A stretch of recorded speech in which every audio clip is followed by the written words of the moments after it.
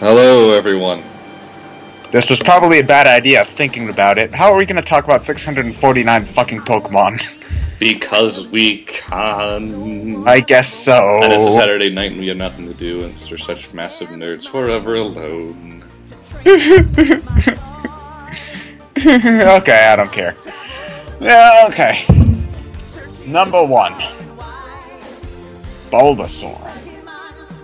I think we can probably just talk about the lines of an evolution chain if we want to. Yeah, I guess, yeah.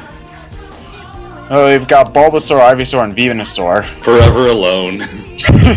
Because everyone chooses Charmander, Rhypal always chooses Squirtle, Bulbasaur sits on Oak's desk forever.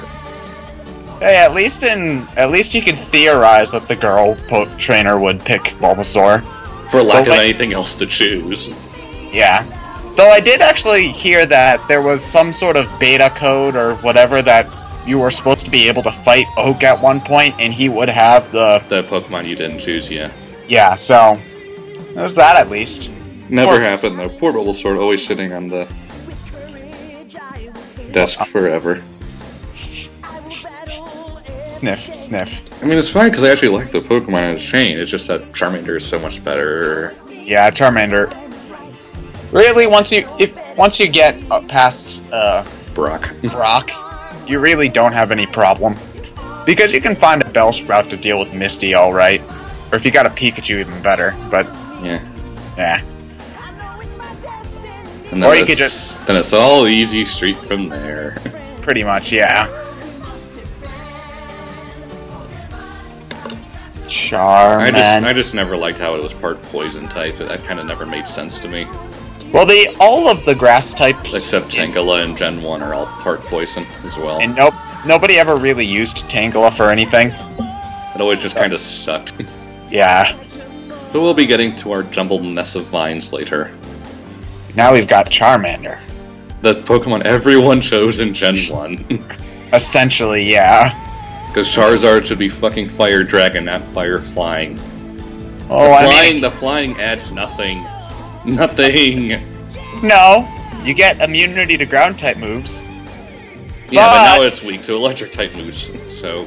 Not to mention 4 times weak to rock, so it's like, oh, rock slide.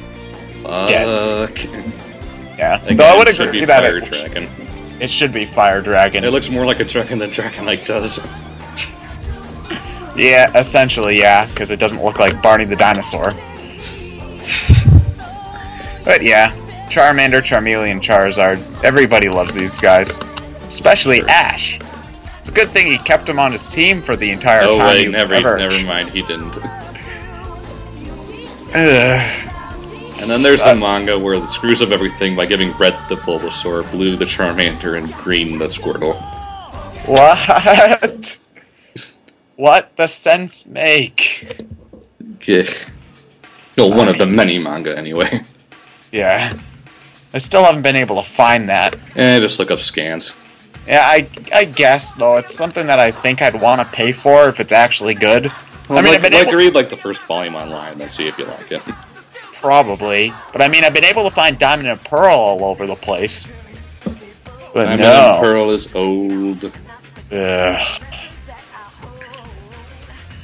So next is the Squirtle line. Squirtle. Teenage Mutant Ninja Squirtles. Teenage Mutant Ninja Squirtles. I like Squirtle too. I like all the Gen 1 starters, to be honest. Yeah, I do think that they're probably the most iconic starters out of all of them. Though not my favorite, because we'll get to my favorite starter later. But I did like Squirtle. I think Squirtle was the first one I chose the first time I played Gen 1. He didn't have Communist Shades, though. No, he needs more Communist Shades. Yes, he does need more Communist Shades. He takes them off after the first episode. And then he gets them later. When he leaves. Yeah. Ash, hang on to your Pokemon, damn it. What did he even do to Squirtle? He just, like, let it go? I think he just let it go. I don't remember. I don't care. Ash is an idiot. Red kicks his ass in every possible way. Gary was here. Ash is a loser. Basically. But yeah, Squirtle's pretty good. I like him better than Bulbasaur, anyway. Yeah. Though I never got what the point of those little Captain America wings on War Turtle's head was. I don't know. I don't get it either. Yeah. I think doesn't the Squirtle line get the most varied types of moves it can learn? I'm not sure. I mean, if it's a, I haven't looked at the move list for Pokemon in a while, but if it's, I just remember that Blastoise can like learn the most out of the three starters, just in terms of varied types of moves. I guess though, if it's a if I'm going with traditional water types, its move variety is probably limited when compared to other Pokemon. Though when compared to the it can learn ice. It can learn some few ice attacks. It can learn Earthquake and a few fighting type moves. Yeah. Okay. I guess that for at least in type variety, yeah, Blastoise probably has the largest type variety out of all of them. But I'm not so sure about like function variety. Yeah. Right. Anyway, next is Caterpie, Metapod, and Butterfree, which is actually one of my favorite bug-type I love Butterfree, too bad it's Bug Flying, which adds nothing. It should be Bug Psychic. Considering it can learn Psychic.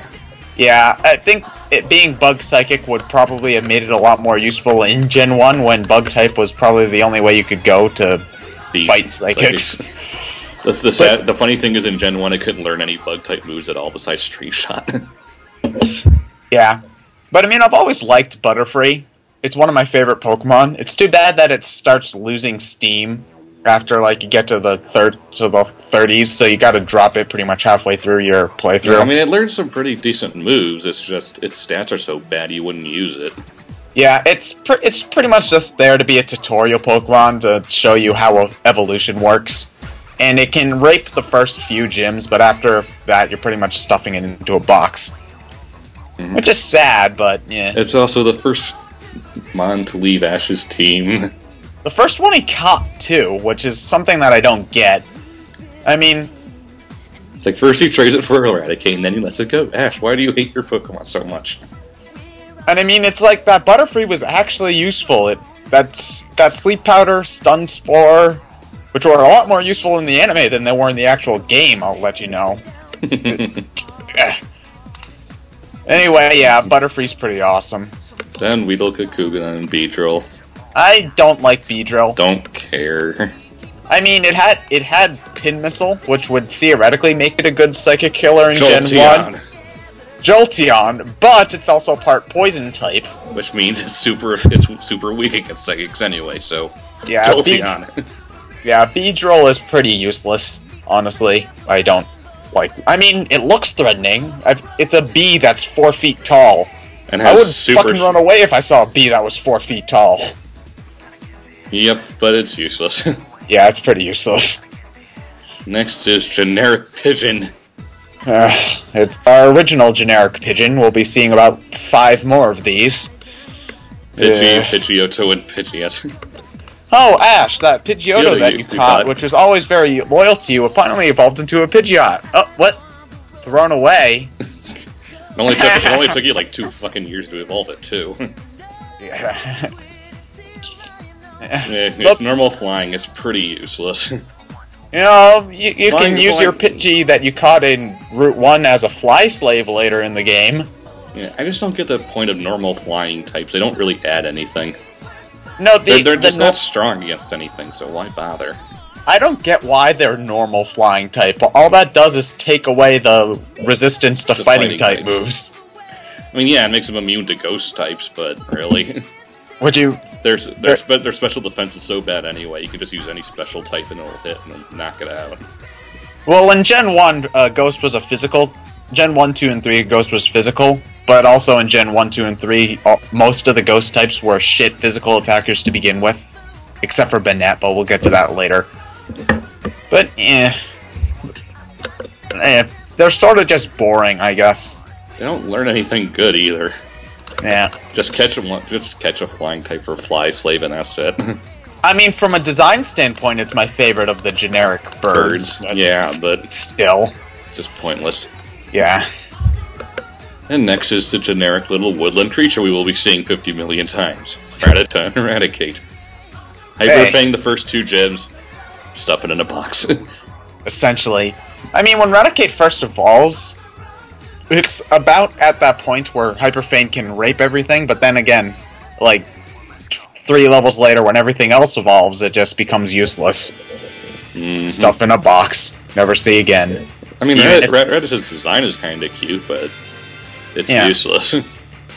In normal types, it can be deceptively tough at certain stages, but after a certain point, it just stops being useful. Yeah. Though it is the top percentage of Rattata. No, just Joey's Rattata. Oh, poor Joe. Oh, he... All he will ever be known for. I was shocked when he showed up in the manga. Wait, he shows up in the manga? Well, the manga I'm reading, which is Pokemon Adventures, he does show up. The guy obviously did his research, like the Pokemon fan club president shows up, Joey shows up. Particularly noteworthy little NPCs show up every now and again. Oh. Does the Shorts guy ever show up? No. Oh. The Shorts guy gets referenced in every game anyway, so whatever. They are extremely comfy. And easy to wear.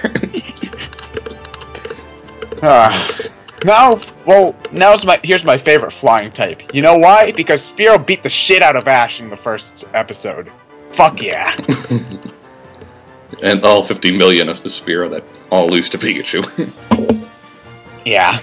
Overpowered piece of... Mascot immunity. Yeah. Somehow Spearow ends up being even less useful than Pidgeotto. Yeah.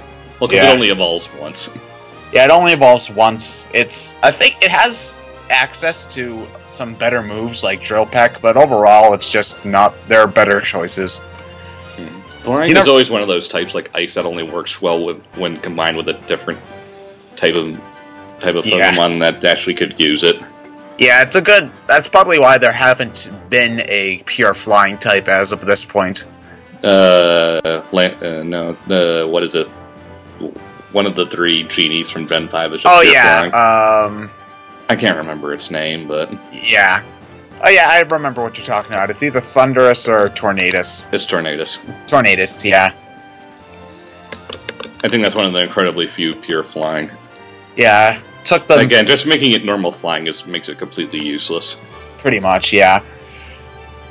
Next we have ExandShadow. Charbok. It's called Arbok. Just call it Arbok. Don't make it pronounce a CH in the beginning for no reason. Oh, look how creative they are. They spelt it backwards. Yuck, yuck, yuck. Yuck, yuck. Poison types, so... Meh. I mean, I have a soft spot for the underdog in general, so I will give poison types a chance, but Ekans and Arbok are pretty useless. Another one of those types that only works all that well in conjunction with a different type.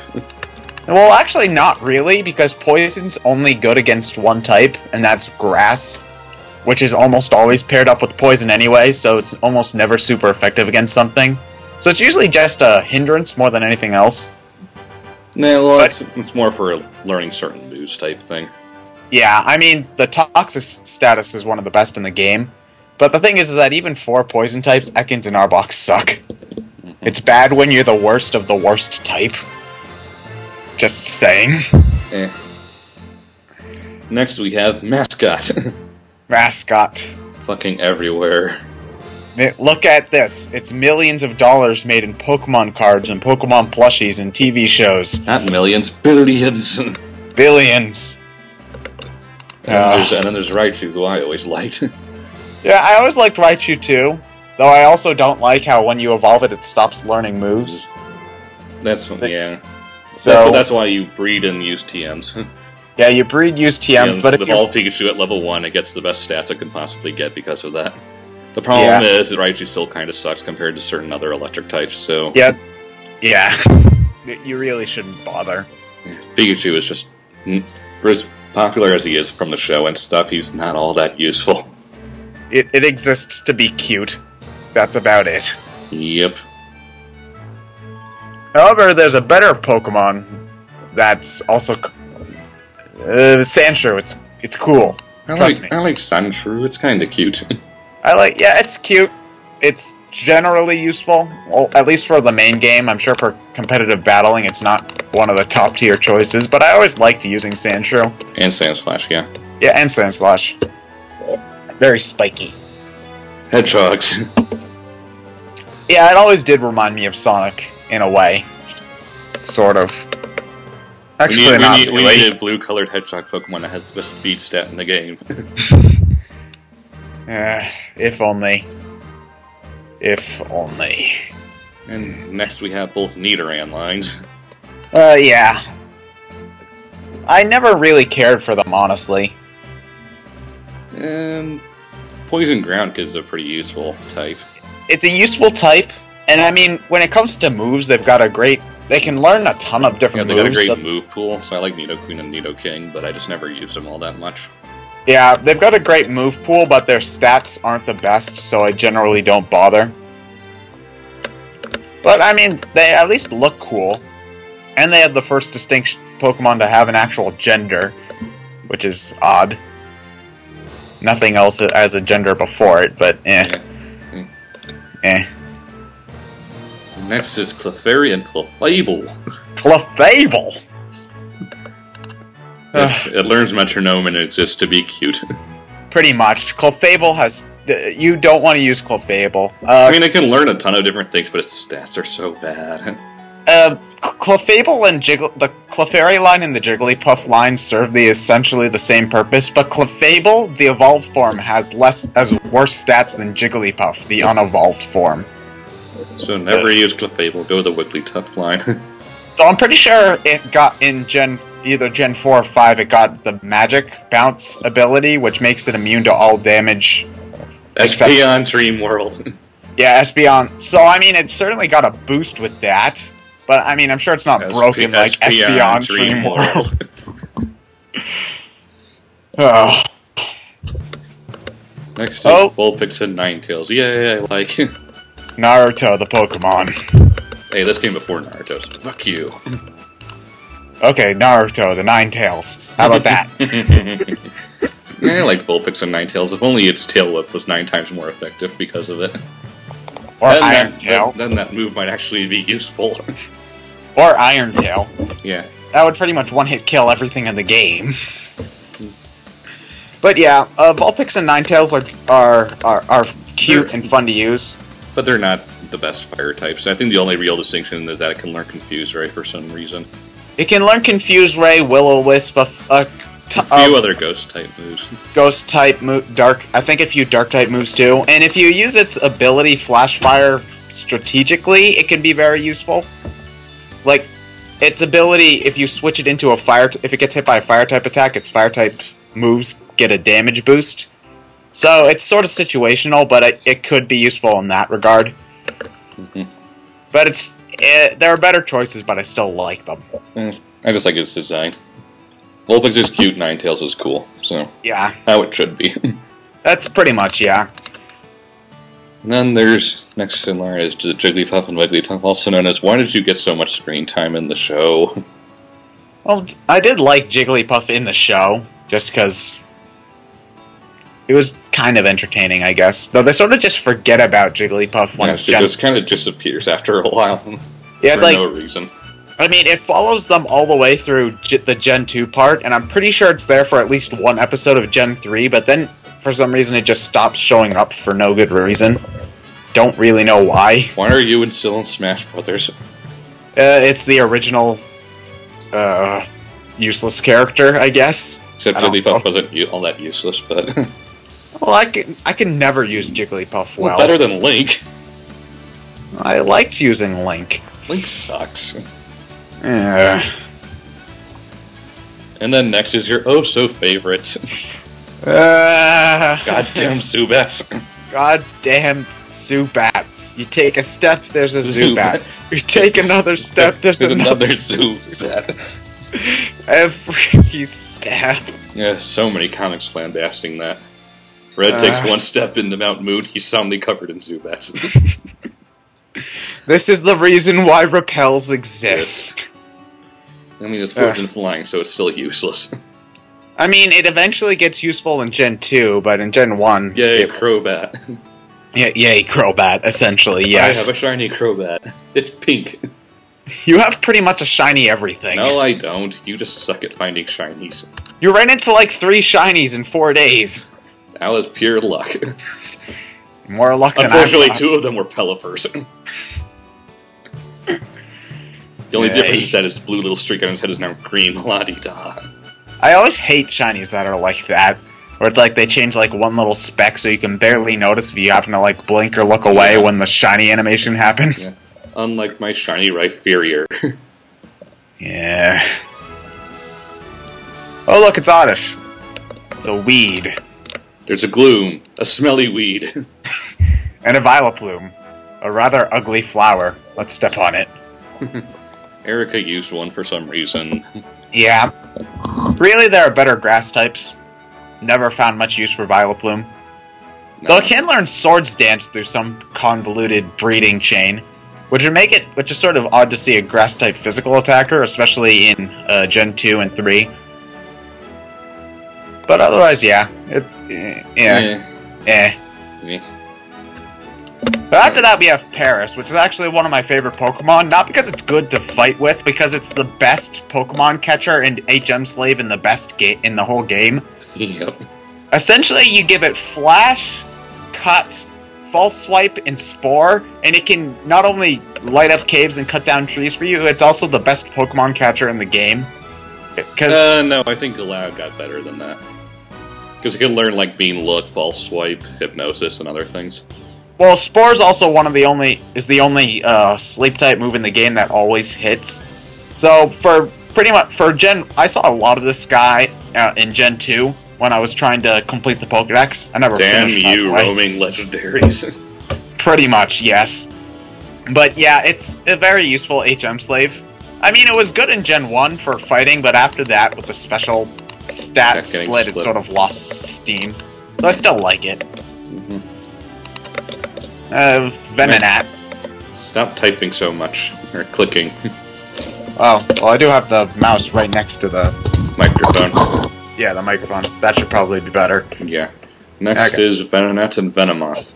Koga used a bunch of them for some reason. I don't have no clue why. Venonat's kinda cute, I guess, but... I don't know, those compound eyes really don't scream cute to me. I think mostly just because it's a big ball of fuzz, but... Yeah. Yet another bug poison type. Really not all that useful. Blah. Essentially. Next is Diglett and its evolution, Posse. Diglett, Diglett, dig, trio. That's the only thing I remember about these two. That one episode where they just say that over and over again. They're the fastest ground-type Pokemon in the game. Which is odd. Yeah. It can learn Scratch for some reason, despite not having any hands. And Cut, too. I always imagined that whenever it was cutting down trees, it was just whacking them with its nose until the tree fell down. But yeah. I mean... No, I love that. Does it follow around you if you have it as your first in your party in Heart Gold, Soul Silver? Yeah, all of them do. Go upstairs. How did you get here? I just want to know how you use it on the water when it's still dug underground. That's been a comic too. Go, Doug Trio. There's a bunch of rocks next to it, and you don't see anything underneath it, and it's just kind of like, what? Yeah, Doug Trio. If you could catch one and then use it to rape Surge, but otherwise, yeah, there are better ground types. It's okay. Yeah, it's okay. It's just that its only good stat is speed, so it's sort of like a glass cannon, where if it gets hit, it's sort of dead. Not when you played Yellow. Doug Trio will rape the entire team. That Doug Trio. I sure hope nothing like that happens in Crystal version. Morty can suck a dick. Anyway.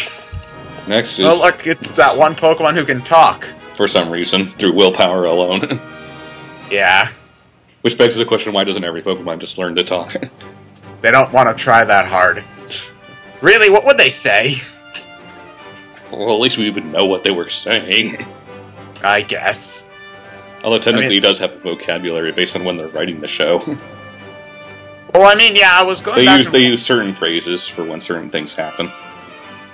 Well, I mean, I was going back and watching some of the first episodes of the show, and there was a scene in the episode where Ash caught Caterpie, where Pikachu and Caterpie have a moment, But the thing is that it's sort of hard to be emotionally attached when they're going Caterpie, Caterpie, Pika, Pika.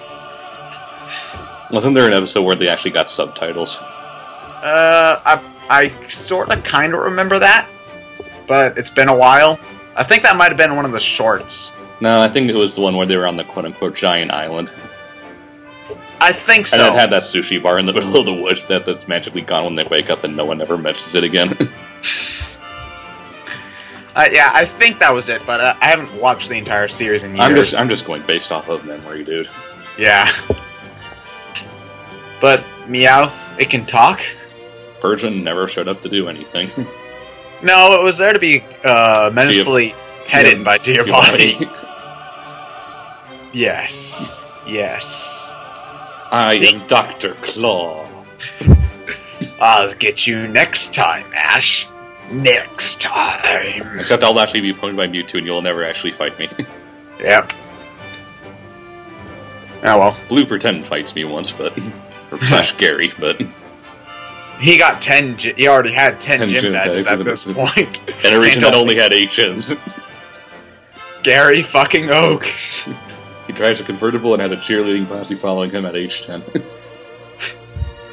Gary was here. Ash is a loser.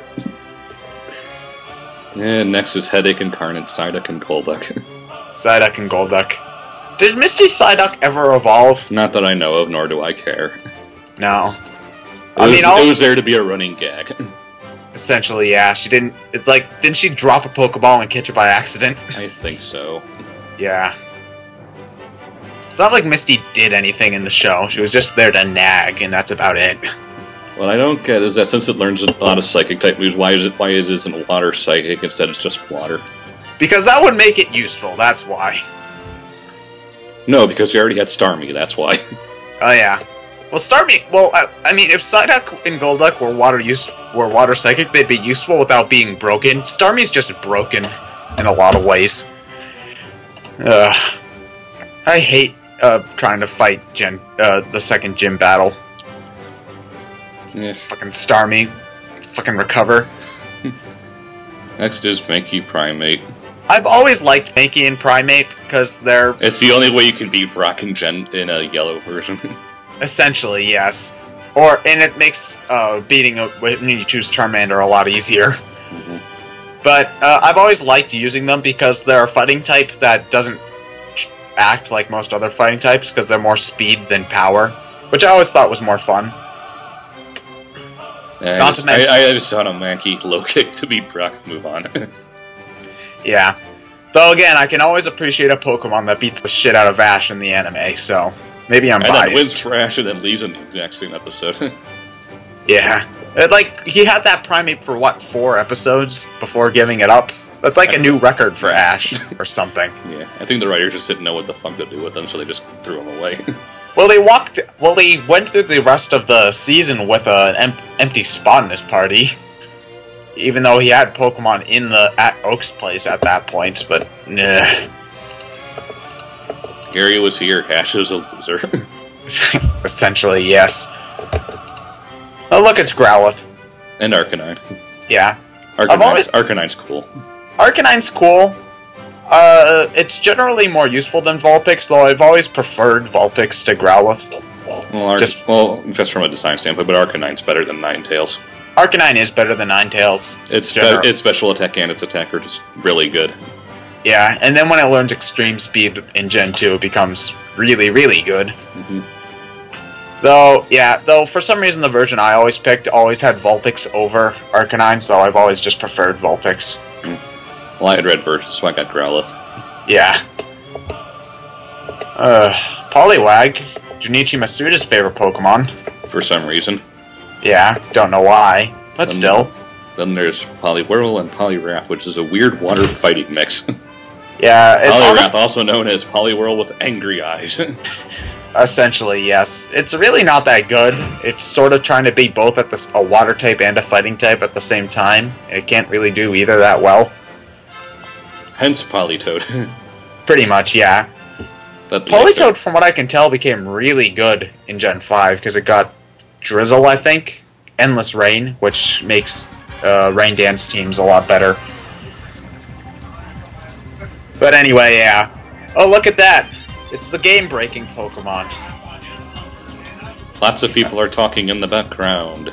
Oh, that's people in my dorm being loud and obnoxious. Welcome to college. Essentially, yes. Now people are being loud and obnoxious both in my hallway and outside. I'm closing the window. Probably a good idea. Yeah. That next is there we go. Is the Gen 1 game-breaking Pokemon Abracadabra and Alakazam. Good luck catching one, though. Yeah, it's like... Oh, look, you walk around in the grass for a good 5 minutes. Oh, look, an Abra. Let's try it away. Fuck. Not to mention that once you did catch one, trying to evolve it was a pain in the ass, too. But then you get Alakazam and it was all worth it. Everyone I knew had an Alakazam on their team. Because Alakazam is fucking broken, at least in Gen 1. No, it's always been fucking broken. I mean, in Gen 2 they nerfed it a bit, and then in Gen 3 they re-nerfed it, in Gen 4 they unnerfed it, Gen 5 they re-nerfed it. It's just, it goes through a state of being awesome and slightly less awesome, but still awesome, and it's just like, stop being broken. Though with Espeon getting Magic Bounce, it's pretty much... Espeon's now better. Yeah. It's been replaced. Essentially, yes. Which is sort of ironic, because Espeon's always been considered the poor man's Alakazam. Until now. Yeah. Next we have the Machoke and Machamp line. Yeah. Or as I like to call Machamp, Goro. Goro. Yeah, pretty much. They're just your standard fighting type Pokemon. They work. You'll be seeing a lot of Machoke in early gen games. Yeah. I mean, they do what they do what you need them to do, but I never found them terribly interesting. They're better. I found much more useful fighting types. Yeah, they're a lot more interesting, a lot more useful Pokemon out there. Yeah, next is Bellsprout, Weepinbell, and Victreebel. Didn't James had one of those? And it would eat him. It would eat him. And I had a shiny Weepinbell in my Gen 4 game, but its stats were so bad I didn't even bother to level it up at all. Yeah. Its IVs in nature were just that bad. It's like, hey, you got a shiny, but it's so bad you're never going to use it.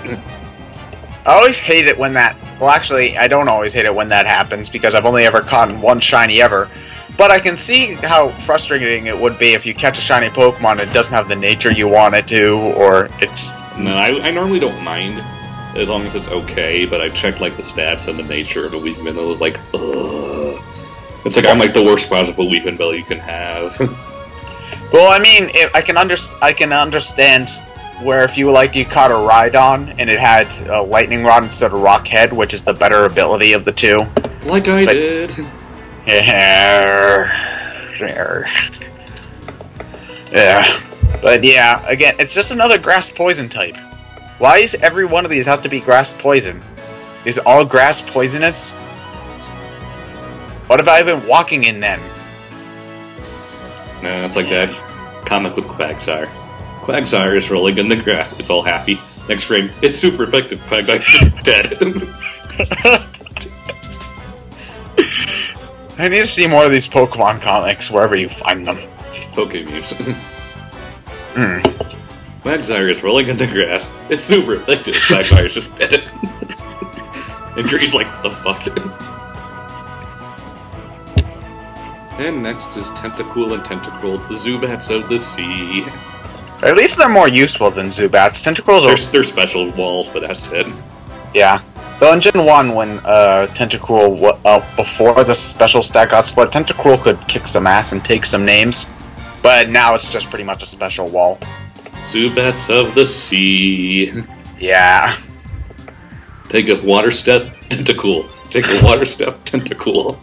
How are we fighting this thing and swimming at the same time? We just are. And next is one of Brock's many useless Pokemon, Geodude, Graveler, and Golem. Yeah. The rock-ground combination makes it weak to so many things. Its high defense is not worth it. No, its special defense is like 2. Its speed is like 2. So as long as you have a water type or grass type out, they're going to get the first hit. And it's going to be a one-hit KO. Well, no, because it has sturdy, but not that that helps much.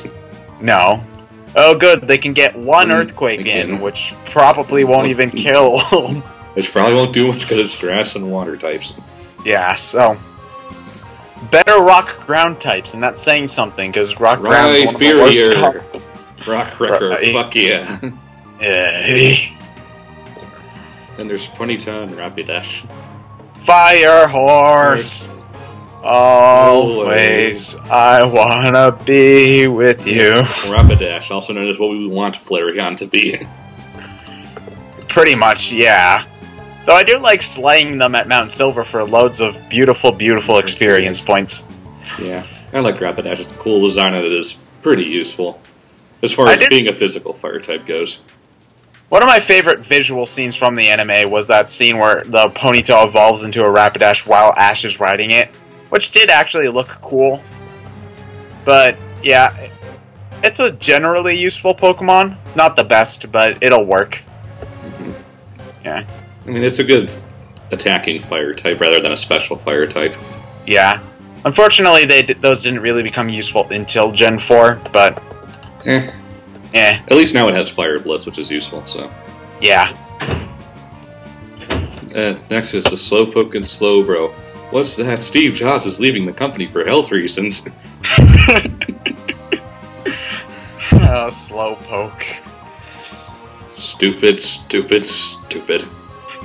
Pretty much. I love how its ability is oblivious. Which makes it immune to confusion. It's so dumb it can't even be confused about something. Yeah, I mean, I never found a use for it in battle. I think it's more to be a silly Pokemon than anything. Yeah, there were I've noticed that as we go further on into the gens, a lot of the Gen 1 Pokemon have sort of kind of started to suck. Like, stats-wise anyway, which I guess is why they've been doing so many unnecessary evolutions. Which we'll get to in Gen 4. Gen 4, but that's like half the Pokemon. But still. Hey, trainer! I bet you can't beat my awesome Magneton! That's not a Magneton. That's three Magnemite glued together. Yeah. I don't know, I kind of like the Magnet. I like their designs a bit, but again, it's another Pokemon that just becomes a posse when it evolves. Yeah, though, this is actually the only Pokemon in the series that actually had its type change in between games. For some reason, in Gen 2, they wanted to make it an electric steel type. No, it makes sense. It looks more steelish than a lot of other quote-unquote steel-type Pokemon, Lucario. Yeah, I mean, normally that's good, but the thing is that it also gives it a 4 times weakness to Earthquake. So... You would think Magneton would have Levitate. It does, but it doesn't, so... I mean, it's always shown flying. Though some reason, Earthquake hits it, and... Yeah, so... I mean, I don't know how good Magnezone is for when it comes to fighting, but, yeah. I mean, I like Magnemite, I like Magnezone. Magneton is just Magnemite and a posse. Yeah, essentially. Farfetch'd, one of the few to not get any unnecessary evolutions, but it's normal flying, so who the fuck cares? It's Leak Spin the Pokemon. Leak Spin, spin, The thing is, as a Leak memes, it's probably like the least known of the Leak stuff. Thanks, Orihime and Hatsune Miku. Yeah. Do they have a Farfetch'd Leak Spin animation? Oh, I'm sure there is. Now I have to check. Damn it. Whatever. Next is Doduo and Dodrio. Normally flying, despite the fact they don't have wings, so they shouldn't be able to fly. Yeah. I mean, they are generally useful. Well, at least you can give them the credit that that they never... what am I trying to say? They never learn any wing moves. They don't learn, like, wing attack or anything like that, or steel wing or anything like that. So they at least paid that much attention. But you still learn fly. When it comes...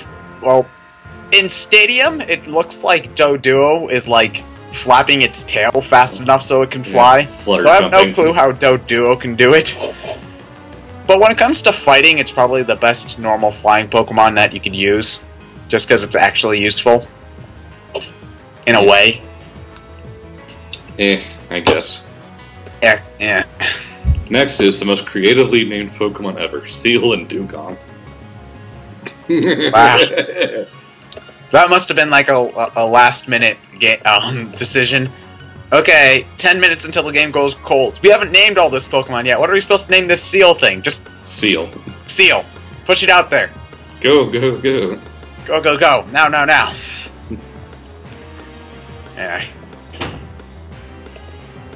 Hey, you know, I've noticed a pattern with these poison-type Pokemon. They seem to just be naming them backwards. So if Ekans is snake spelled backwards and Arbok is cobra spelled backwards... What is Muk spelled backwards?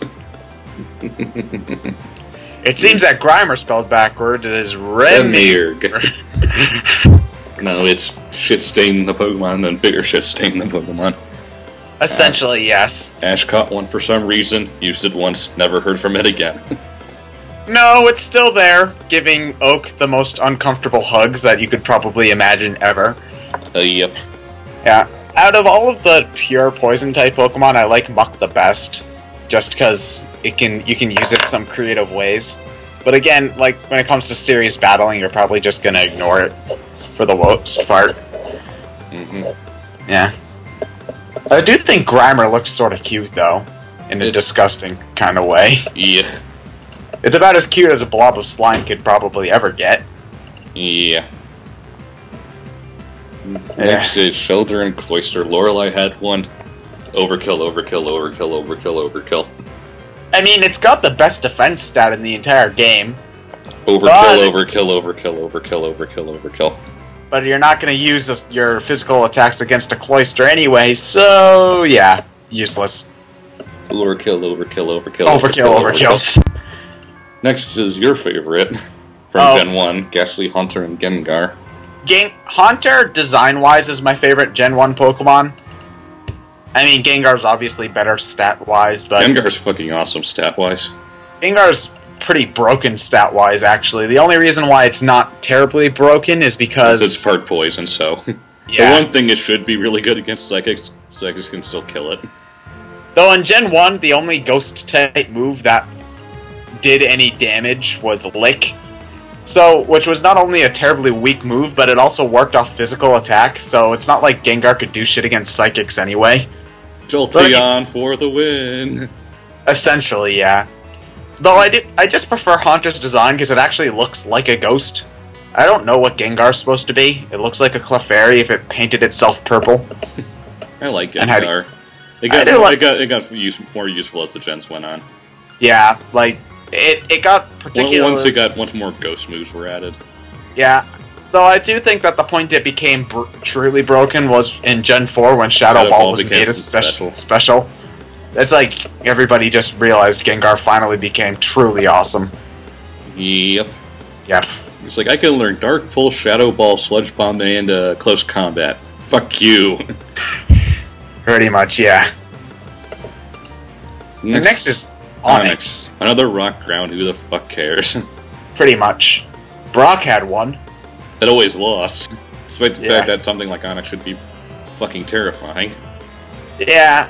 It's sort of odd. Like, the Pokemon that you would think would be really scary, Onix, Beedrill, they all end up being useless. Though the stuff that looks relatively harmless, like Alakazam, you better fucking watch out. Yep. Yeah.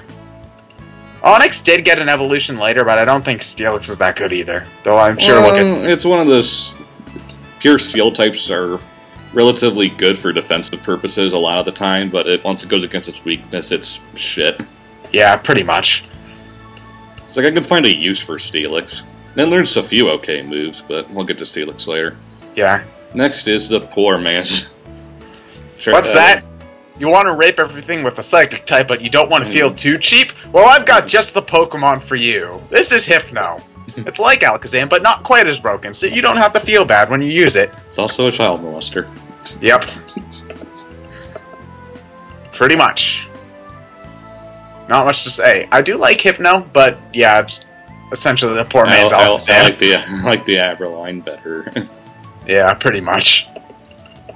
Next we got Krabby and Kingler. Ash caught one purely to demonstrate the transfer system.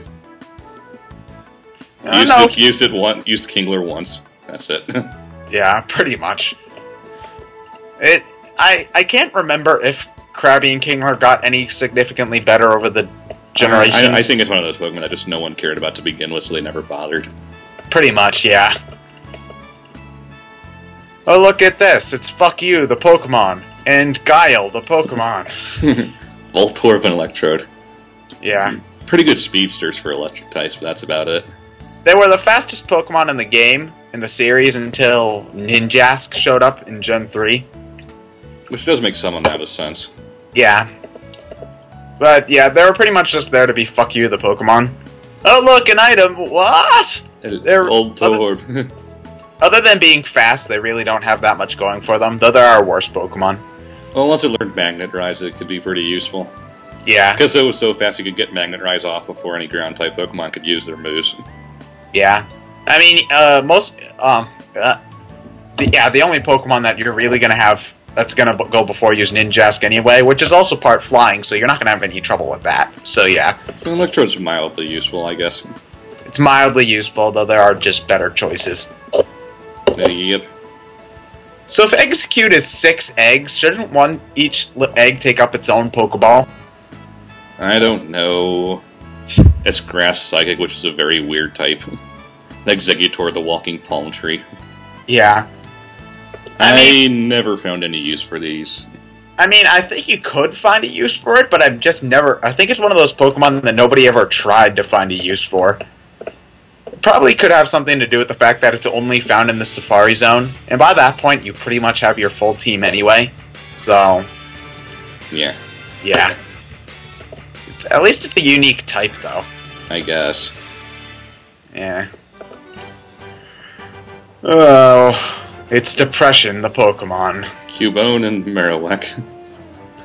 I was actually talking to my parents today, and I was telling them about, they made a joke about a cemetery, so I said to them, hey, at least they didn't build a radio tower over it, so I had to explain to them Marowak and Cubone's backstory. And then they said to me, this is like, yeah, and so then they said after that, this is a kid's game? Yep. It's so depressing. They kill his mom, and then he wears his mom's skull as a hat. It's morbid. But anyway, from a battle perspective, Marowak actually is relatively useful, because if you find, Bone-Meringue. There's Bone-Meringue, but also, Gen 2 and onwards, there's a 1 in 64 chance of finding the Thick Club item with a Marowak or Cubone. And if you equip it onto a Marowak or Cubone, their attack stat doubles, making them have the highest attack stat in the game. So, yeah, they become very useful then, though it takes a while, because you have to grind Marowaks and Cubones for a good 30 minutes before you can get it. But then it's useful, yeah. I do like Marowak. I like them okay, I just never used them for anything. Yeah, I mean, you do have to get that Thick Club in order for it to be useful. So it's like one of those, you get the effort you put into it type of things. But yeah. Next is Bruce Lee and Jackie Chan. I do like how Hitmonchan did become generally useful in Gen 4, because they, the Fire, Ice, and Thunder Punches actually became useful on it. Yep. Yeah. The Hitmonlee is still the best choice out of the 3. Mm-hmm. High jump kick, high jump kick, high jump kick, high jump kick. Whereas all the foe trainers in Gen 5 like to use for them, detect. Fuck you, fuck you, quit using that.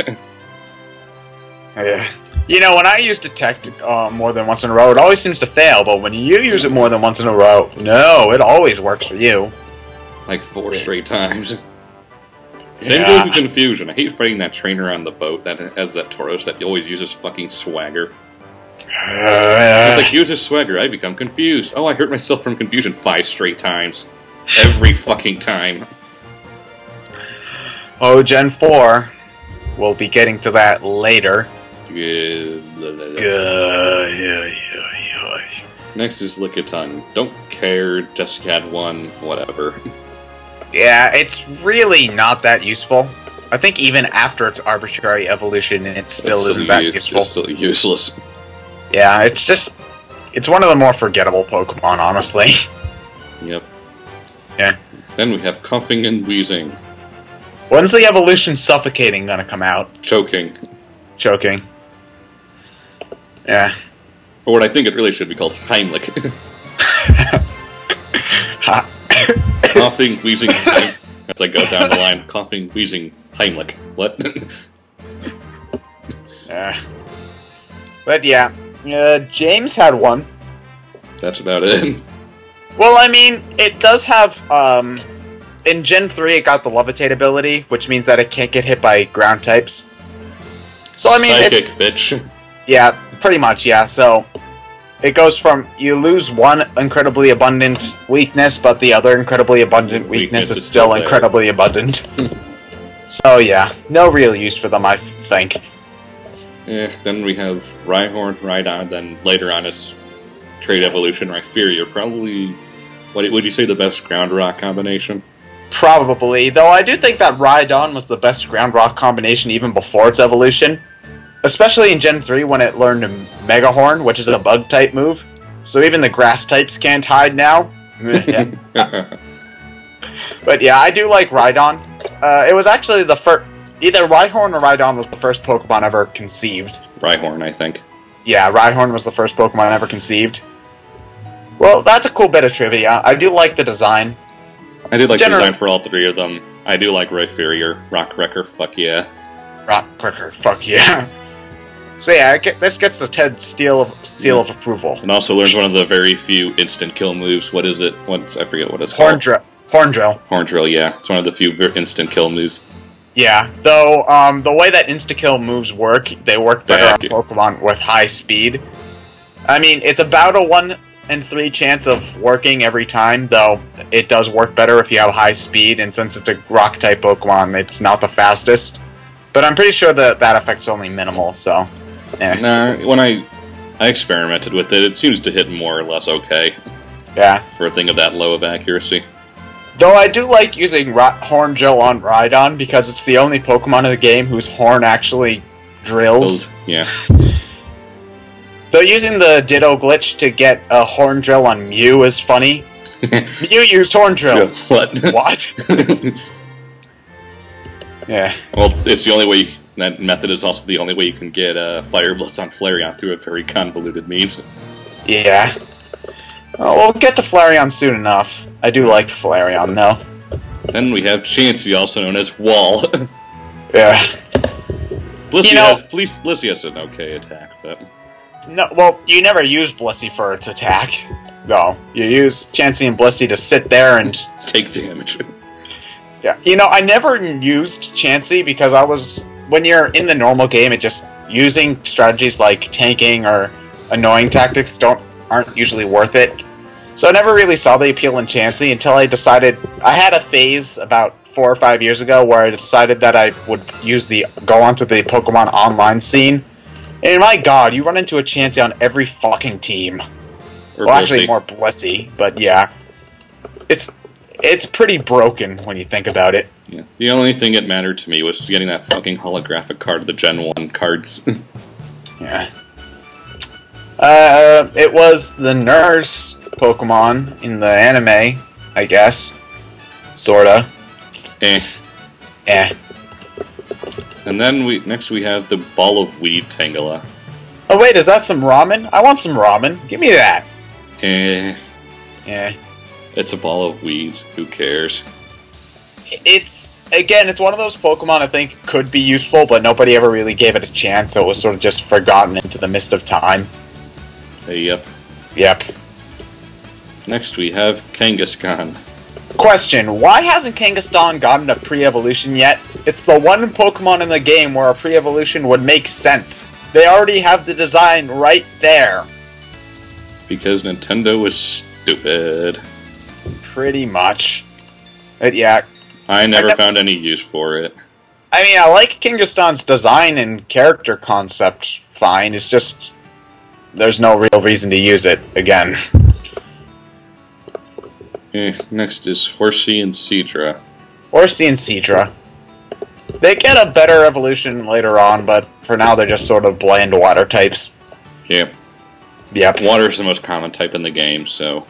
Even more than normal types, surprisingly enough. Yeah, which is why no one cares about so many water types. They're just so all over the place. Yeah. Next we have Golding, and fuck yeah, Seeking. Fuck yeah, CK!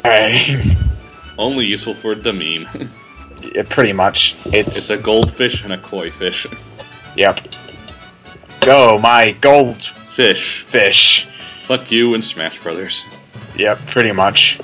Though I don't get why they didn't use Magikarp for that, but it works. And then we have Stario, which is just a bland water type, and then there's fucking Starmie.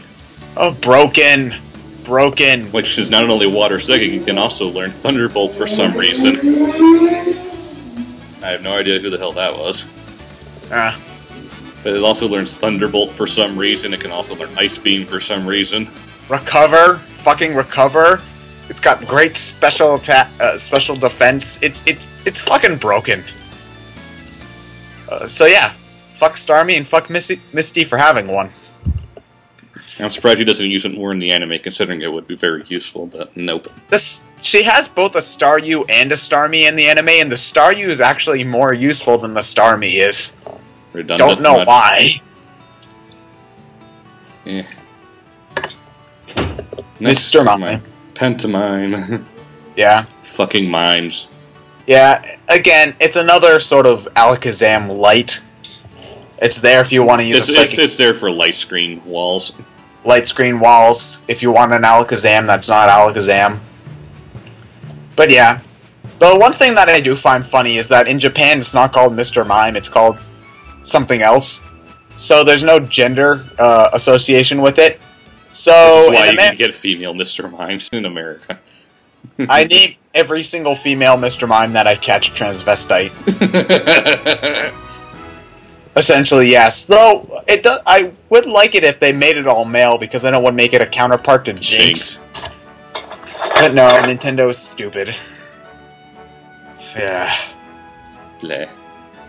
Bleh. I just think we all assumed they were all male because there were no genders in Gen 1.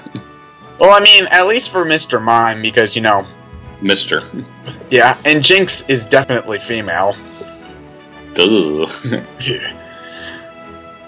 Anyway. So that basically covers Jinx, so we'll just skip after her after this one. We could just say races in the Pokemon and move on, but... True. Yeah. Then next we have Scyther. Scyther! The only good bug Pokemon Gen 1 had to offer. Pinsir was good too. Scyther's better. Scyther's better, but Pinsir was good too. Scyther cannot learn Fly. What? Woo! He's riding up Spearow. In Gen 1 anyway. Can it learn Fly now? Probably not. Then why is it bug flying? Because the Pokemon Company realized that they made an actually useful bug type, so they need to make it 4 times weak to rock moves in order to nerf it. Hi, Caesar. Yeah, Caesar. Another broke in the Pokemon. But yeah, I do like Scyther an awful lot. Which is another reason why I preferred playing Red over Blue, because you got Scyther instead of Pinsir. Yeah, though I do like Pinsir. Yeah. So we discussed Jinx. Next is Electabuzz. Electabuzz. I have nothing to say. Lieutenant Surge had one, but that's about it. Yeah. When it comes to an electric type, if you had to choose an electric type, and if you evolved Eevee into something else, this is probably the best you could do for an electric type, other than Zapdos. Which is legendary, so it's cheating anyway. Yeah, well, Zapdos was the only good bird out of the 3, so yeah. But, yeah, Electabuzz is good for electric type. The thing is that trying to find one is next to impossible. They're really rare. Yep. Same thing with Magmar, too. Though I always found Magmar less useful than Well, because everyone chose freaking Charmander, so... Yeah, so... You always had your really good fire type with you anyway. Yeah, I mean, it was a good fire type choice for if you chose Bulbasaur or Squirtle, but the thing is that the fire type selection is always really limited. There's always only 5 fire type families in every game. To be honest, Rapidash was better. Was generally more useful anyway. Yeah, because it was more of a physical type, considering if you chose Bulbasaur or Squirtle, they were your special types anyway. Yeah. So, yeah, Matt... You're cutting out. In Gen 4 with its own... Anyway, next is Pinsir, who I like. It's just general bug, though. It's a general bug. It also never got any useless evolution, so... Yeah. It's one of the few never to. Yeah. It might get one in Gen 6, because you know there will be a Gen 6. There will be a Gen 1 million. Yeah. Maybe by then we'll have full 3D models. Maybe by then we'll have every single evolution for every type. You know, by then they'll probably make more types, and then we'll be out of luck, because there won't be a window-type Eevee. I don't know. Next is Taurus. Ash caught 30 of you in an episode we never got. So he just magically had them the next episode we got. What? It's like, Ash, where did you get 30 Tauros? It's like, I remember just like seeing them randomly there, and it's like, when the fuck did he get that? I think he used one of them once. I know he used one of them in the Orange Islands and one of them in one of the League fights that he did. Though I always would wonder what he would do if he had a team of 6 Tauros, just for Swagger, fun. Swagger. Fuck you. But yeah, when it comes to being a general Pokemon, it's okay. Yeah. The problem is that it's just so fucking rare. You have to wander around forever to get it, and since it's the Safari Zone, you only got a limited number of steps. Pure luck. Pure luck. I do like that. In the anime, though, that was one of the few gags they actually made regarding the actual game, where he caught 30 Tauros by accident, even though they're so rare in the Safari Zone normally. Yeah. Yeah. Hey, Ryan, guess what? What? Magikarp, use a splash attack. You gonna sit there and take that Magikarp? Use a splash attack. Oh, you're a counter with a splash. Ring. What's that? What's that about Team Rocket? What? Team Rocket gets stuck in my balls. Magikarp uses splash attack. Magikarp, return. I choose you. Magikarp, use a splash attack. It's like, Magikarp, return, go, ditto. Oh shit, wait. Magikarp, use Hyper Beam. What the fuck you mean you can't use Hyper Beam? Use a splash attack. It's the King of Carp, Magikarp. Ooh. Ooh. Oh, Magikarp. Yes. He swears to God when he evolves, it's gonna kill you. A friend of mine has a shirt that says that. No, I love the picture of Magikarp at level 19, the little blue bar. It's just like 1 pixel away from being full. Then it shows a picture of Gyarados and just says, soon. But yes, Gyarados. Pretty fucking awesome. Pretty fucking awesome. But it's water flying. Thunder, bitch. Yeah. It's still generally useful. Just trying to get one's a pain in the ass, because trying to evolve... At least Magikarp eventually would have Tackle. Yeah, level 15, when you're already 75% of the way there. At least then you don't have to split XP. Well, I mean, you kind of do, because Magikarp's Tackle is probably enough to one-hit KO maybe a level 2 Rattata, if you're lucky. But yeah, I do think that, though, a Magikarp Gyarados gag is one of the funniest in the game. And Gyarados is a pretty cool Pokemon. Mm-hmm. Destroys lots of stuff and doesn't afraid of anything. Ooh! Oh! I love that slowed down clip of James. Yeah. Next is Lapras, also known as Surf. Surf. I actually learned Thunderbolt and like Psychic and shit, which is weird as fuck. Lapras is a generally good balanced Pokemon. Like, it has enough special attack to do a dent in the other Pokemon's team, but it's got enough defense where it's not taking too much damage as well, and it's got a shit ton of HP, so it can take a lot of hits. I generally like using Lapras, especially on like a normal playthrough. Yeah, I managed to catch one in Gen 5. That's one of the super rare ones, isn't it? It's Village Bridge in that one area of water. Whirlpool only 5%.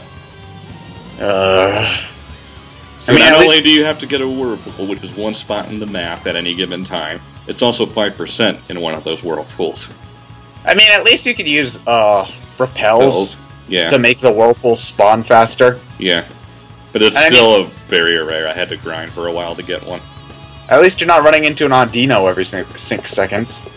You're running into at least Audino give you a lot of experience. Yeah. And again, repels really help out. It's how I got the 3 elemental monkeys in Gen 5. That took me like a half an hour. Repels in the forest. I got them pretty quickly. Yeah. Next look is at that. Ditto, the sex Pokemon. This Pokemon is the biggest whore in the entire Pokemon universe. Whenever it appears, 70s porno music just randomly starts playing. It only exists to be a sex slave. Pretty much. I don't remember exactly how the glitch works, but in Gen 2, if you abuse some sort of glitch with Smeargle and Ditto, it can learn any move in the game, and then thus breed it to any Pokemon. Yeah, I remember that. So, yeah, I mean, but its stats suck so much that you would never use it in battle. It's there to be a gag Pokemon, pretty much. Also as a very convoluted means to get certain moves. Yeah. Trade Eevee from Gen 3. Eevee used Mimic. Can learn Transform. Transform to use Fire Blitz. Now your Flareon can learn Fire Blitz. Da da da da da da da da da. Speaking of Eevee, look, it's right there. Yay! So cute.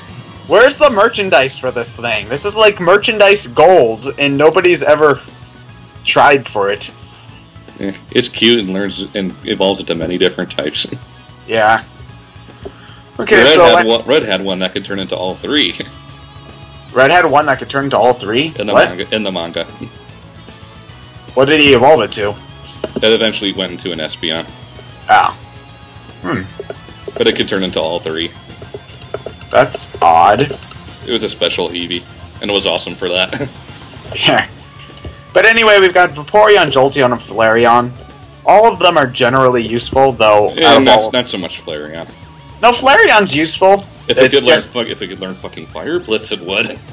Well, the thing is that people tend to forget that Flareon's attack stat is really, really good. But it doesn't learn Fire Blitz. But no, its attack stat's really, really good, like over 300 max. But its special stat is also good too. It's the same as Mew's. But it's only bad. It needs to learn Fire Blitz. It should learn Fire Blitz, but the thing is that if you baton pass an agility to it, it can like kick ass and take names. Not to mention that I do think it's the cutest out of all of the original evolutions. Because it's basically Eevee on fire. Pretty much, yeah. So I do like Flareon. Everybody who says it sucks, I think, are sort of... It doesn't suck, it's just the most useless of the evolutions. I do think it's probably one of the best choices you can pick for a fire type if you didn't go with Charizard. I don't know why you wouldn't, but still. There's also Vaporeon, which is one of my favorite water types. Mm-hmm. Has high HP and is a pretty good special wall. Acid Armor, Double Team. Acid Armor and Double Team. So pretty much you can barely hit it, but even if you do no damage. And it can learn a few decent moves like Surf and Ice Beam. Yeah, that's pretty much my plan of attack. It's because, well, it doesn't have the best attack stats in the world. If you can't hit it, it'll whittle down your health eventually. Mm-hmm. But of course, everybody knows what the best evolution is. Fucking Jolteon, bitch. Here comes the pin missile rape. Oh my god, the flashbacks. The flashbacks! Fuck asshats. Fucking... Jolteon of Doom. Well, really, I was just being an idiot for most of that. Sort of just thinking on autopilot. Let's send out the Psychic-type Pokemon against the Jolteon, which knows Pin Missile. The one attack that can take down Psychic types in Gen 1. And of course, since it's the computer using Pin Missile, it has to hit 5 times. Yep. But yeah. Even if you don't abuse Pin Missile, Jolteon's just brutal. It's insanely fast, has good special attacks, so its Thunderbolt and Thunder are really good. Like all the evolutions, it can learn Shadow Ball despite it being completely against its type. Yeah. And they can learn Double Kick, which is an okay fighting type move, I guess. Yeah, for backup if you need it against a rock type or something. Yeah. Yeah, so I would say it's probably the best electric type in Gen 1 at least. Yeah. Maybe Zapdos beats it out, but that's a legendary, so it generally doesn't count. Cheating. Cheater. If it's also the only thing that can take down Psychics in Gen 1. Essentially, yes, unless if you want to take the Psychic against Psychic War of Attrition route. Yeah. Yeah. But anyway, yeah. Oh, look at that. Caesar. Porygon, you will never live that down. Yeah, pretty much, yeah. It's so sad, though, because the Porygon family are the only Pokemon in the game who have not gotten a single appearance in the anime. Ever since, you know, the seizure. No, I think 2 has appeared in the background once, but... I know it hasn't gotten an episode devoted to itself, no, and I'm positive that Z hasn't been seen at all. No, because of the seizure episode. Seizure episode of death. The funny thing is, it wasn't even Porygon that caused it. Yeah. It was Pikachu who did it. But we can't let Pikachu get by. Pikachu's the mascot. It makes too much money. Blame it on Porygon. Yeah. Sadness. I remember having to just grind money at the Elite Four to pay the coin dude for coins and to get one. Because nobody's gonna bother with the fucking slot machines. Takes too fucking long and you're most likely to lose. Yeah. Though, yeah, from an attack standpoint, it's interesting seeing a normal type that's mostly special based. The Pokemon 2 and Porygon Z in particular are just broken, so Porygon's sort of just forgotten. Yeah. Yeah. Porygon Z is pretty good. Yeah, Porygon Z's pretty good. Use some attack boosting Hyper Beam, bitch. I'm pretty sure, actually, I heard it somewhere, but Hyper Beam, Porygon Z is the only Pokemon that can one-hit KO Blissey. It is. At this point. It is. Yeah, so it's pretty fucking broken. Yep. Yep. Anyway, now we've got Dinosaurs, the Pokemon. Da-da-da-da-da. It's a dinosaur. Holy shit. What the fuck? I liked Kabuto and Kabutops as well as Omanite and Omastar. Rock Water's a pretty good type. Yeah, except for the grass type weakness. Yeah, but with the rock, it gets rid of the electric weakness it would have. Yeah. Well, so no, it's actually, it's one of those you're making it really weak to one type, but getting rid of another weakness for it. Well, no, that's groundwater. It's still weak to electric types, but most people don't bother. Just because since it has rock type moves, it almost always has ground. Mm-hmm. So, generally, electric types aren't a problem, but grass types are. Essentially. I mean, they look pretty cool. Yeah, they look pretty cool. Omastar, just in general, is better than Kabutops. The Kabutops just looks fucking awesome. Kabutops looks pretty fucking awesome, but Omastar just generally has a better move pool and stat layout. Yeah. So yeah, always pick that Spiral fossil, kids. I don't know why I couldn't just beat the shit out of that little super nerd to take both of them. Fucking nerd. These are mine. Mine, bitch. Yeah. Then we have Aerodactyl, which is one of the only flying type Pokemon in Gen 1 that I'd consider seriously using. Well, because it's rock type instead of normal. Yeah. Though I did hate it in the anime where Pikachu's attacks didn't work on it. Which is wrong, by the way. Charmeleon evolved in Charizard just to fucking fight it. Yeah. I mean, it's useful. It's fun. And Red got one in the manga. Did he use it ever? Yeah, it was part of his main team. Oh. That's cool. I should probably get to reading that eventually. Eventually. I'll add that to my things to do eventually list. Yep. Okay, that's 4,372. Anyway, moving on. Snorlax. Badass the Pokemon. Yeah. They don't die, they just yawn and go up to the mountains. But yeah. They're okay, I guess. No, they're good special walls. And they do hit a good... They do a good attack. They do have a good attack stat. It's also one of the few Pokemon that Ash actually kept, as opposed to throwing away for some reason. Where would it go?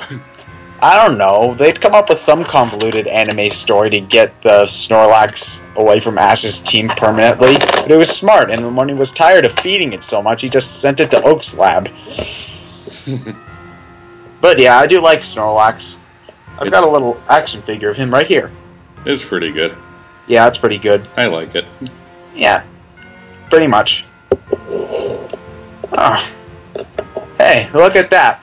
There are only 4 legendaries in the game. It's almost like legendary Pokemon aren't a regular occurrence. Well, 5 if we're counting Mew. Oh, yeah, 5 if we're counting Mew. Anyway, yeah, Articuno, Zapdos, and Moltres. The original legendary trio. Yeah. I like them all, but they're pretty bad compared to other legendaries. Well, Articuno and Moltres. Articuno's okay-ish when compared to normal Pokemon. Moltres is just useless. Use Charizard. Fire chicken. Pretty much, yeah. Zapdos is still considered a really good Pokemon. I'm not sure if it's in the Uber category. But it's good. Yeah. Again, flying type being their secondary type makes it actually kind of useful. Yeah, the only thing... Yeah, I mean, no ground type weakness definitely helps. Mm-hmm. Especially for ice and electric. Yeah, so it's a pretty. I'd say that if you want to. Sorry, not ice and electric, fire and electric. Yeah, so if you want to cheese your way through the Elite Four, yeah, just use Zapdos. Pussy. And then we have the Dratini, Dragonair, Dragonite line. Get that bitch a Dragonite! Gyarados, not a fucking dragon. Charizard, not a fucking dragon. Dratini and Dragonair, not fully real-life dragons. So let's get that shit out of here. It says, oh, shitty, yo. Lance, you've got like 12 of these things. Cheating. All at level 50. When they're supposed to evolve at 55, you cheating bastard. But one of my favorite things to do in Heart Gold and Soul Silver is make Lance's Pokemon go down in levels. You see, one of the things you can do is you beat the Elite Four once, and then and their Pokemon are around like 50-ish. And once you get all 16 gym badges, his Pokemon level up and are around 70s. But the thing is that there's an optional battle you can do against Claire and Lance at the same time. And then his Pokemon are going to be in the 70s. But you can then go, if you don't have all 16 gyms, you can go back and fight him, and his Pokemon are back down to level 50 again. So it's like developer oversight much. Ice Beam, bitch. Pretty much, yeah. Stay cool, Lance. Yeah, it's essentially Barney the Dinosaur, if he got a coat of orange paint. I think they're the only dragon types in Gen 1, aren't they? Yeah, they're the only dragon types in Gen 1. I mean, Dragonite was generally useful just because Dragon was a unique type back then. And there weren't that many ice types, so in Gen 1 it was relatively useful, but it's just been outclassed. It still has really good special. It still has really good special, but there are better dragon types. Like, we'll get to them later, I guess. Get that shit out of here. We're talking OG. Yeah, but then there's Mewtwo. The most broken Pokemon ever. Until Arceus. They had to make fucking God to be more broken than Mewtwo. Think about that. The only thing more broken than Mewtwo is God. Okay, now that point's sunk in, yeah, Mewtwo. Fucking owns all. It has ruined many a friendship through link trade battles.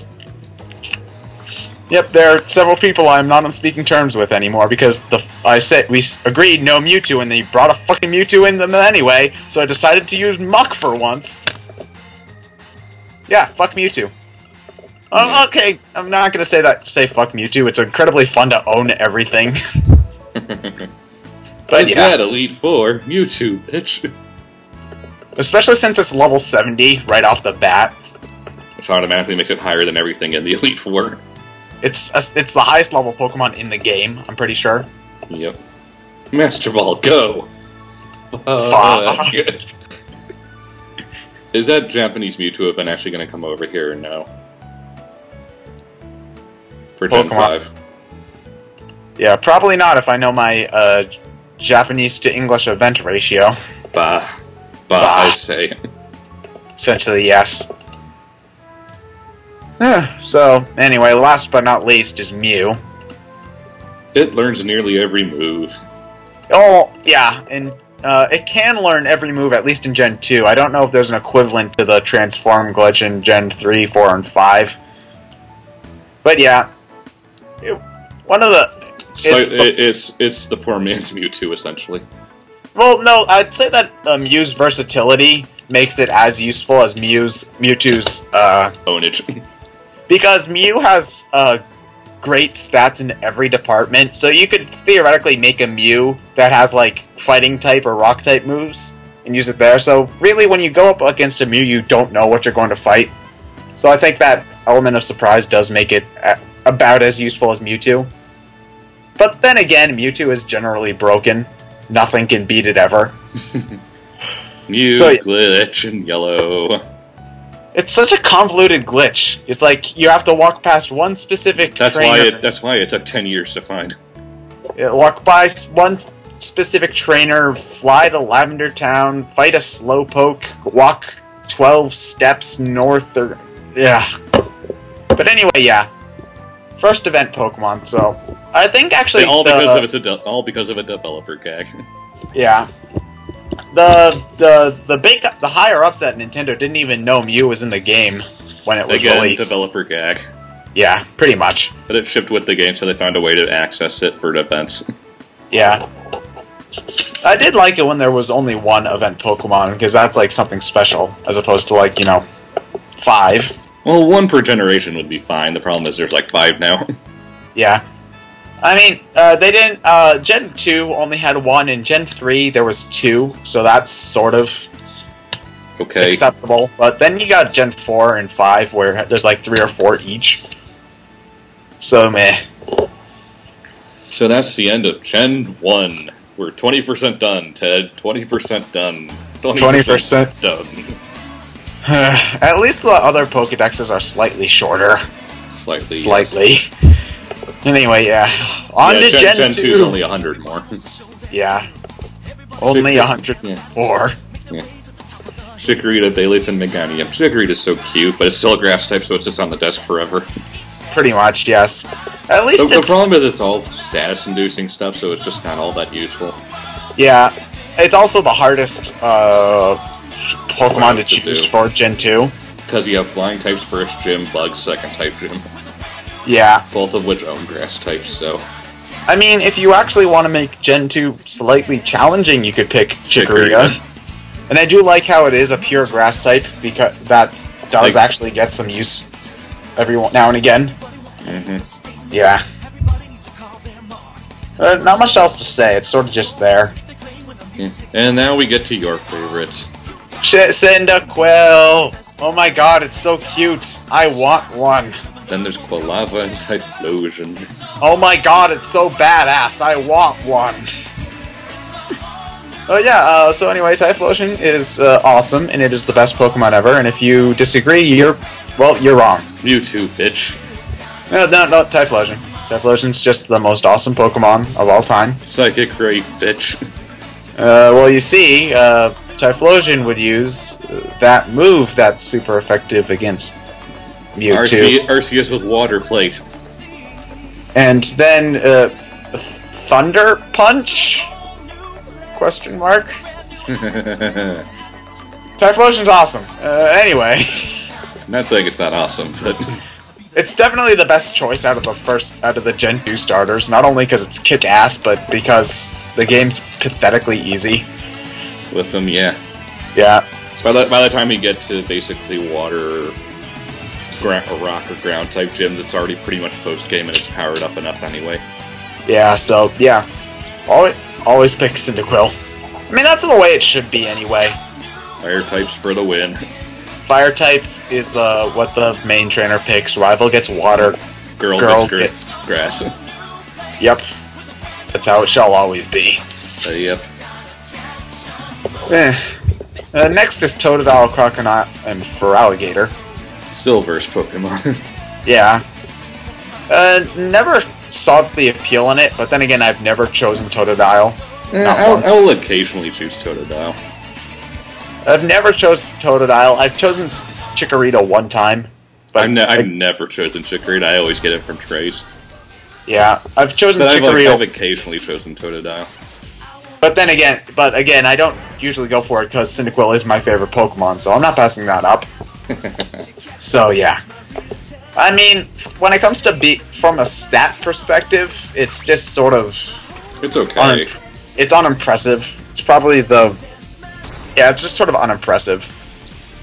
Yeah. Really, I don't think that any of the Water-type starters get really good until we get to Gen 4 or 5. Or at all. Yeah. Let's see, next we have Sentret, and for it's so cute, but so useless.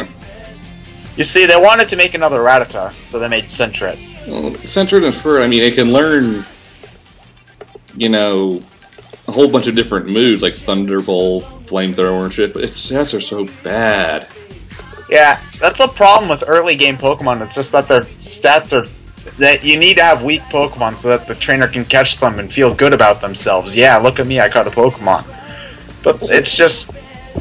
Yeah. Yeah, I can learn Thunderbolt. Yeah, I can learn Flamethrower. Yeah, I can learn, you know, other things, but it's so useless. It's there to be cute. I mean, again, if the people who are really into competitive battling, not really me, I prefer just playing through the games, they can find uses for seemingly useless Pokemon like this, but I just generally don't bother. Yep.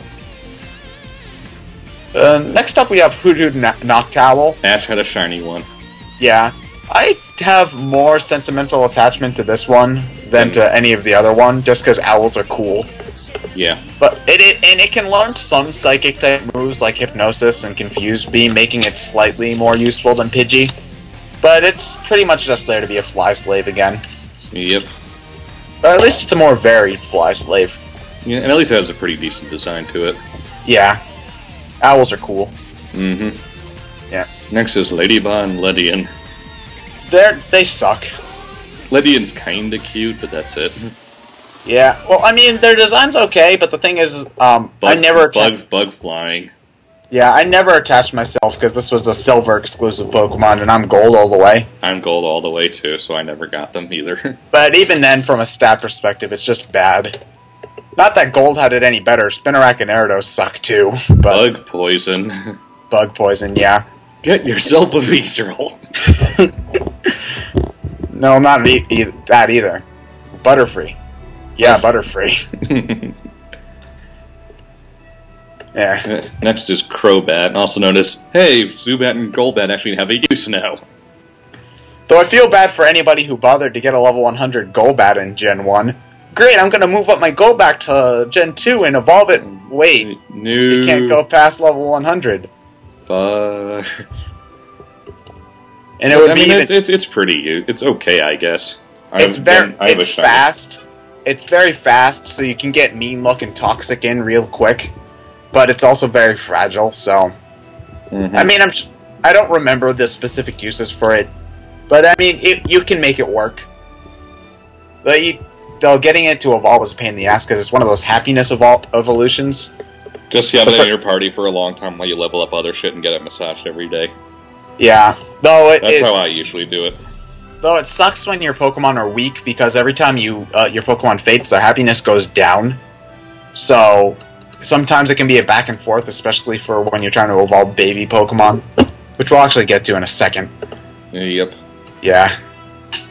Next we have Chinchou, which I never cared for, but Lantern's a pretty cool design, and I like the water electric varied thing. Yeah. It also has, in Gen 3, it got a great ability. I think it got either Water Absorb or Volt Absorb, which are both useful. It's a very good mixed Pokemon. But not the best of either type. Not the best of either type, but it's good if you want some variety, at least. Yep. And now we get into the baby cuteness. I don't see the appeal of the baby Pokemon other than just there to be cute. We have Pichu, also known as Why the Fuck Were You in Melee? Because my little brothers wanted to feel like they could actually win in a Smash Brothers match every once in a while, so I chose Pichu.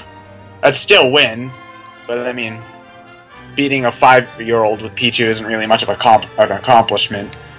But at least I could say I'm trying. Yeah.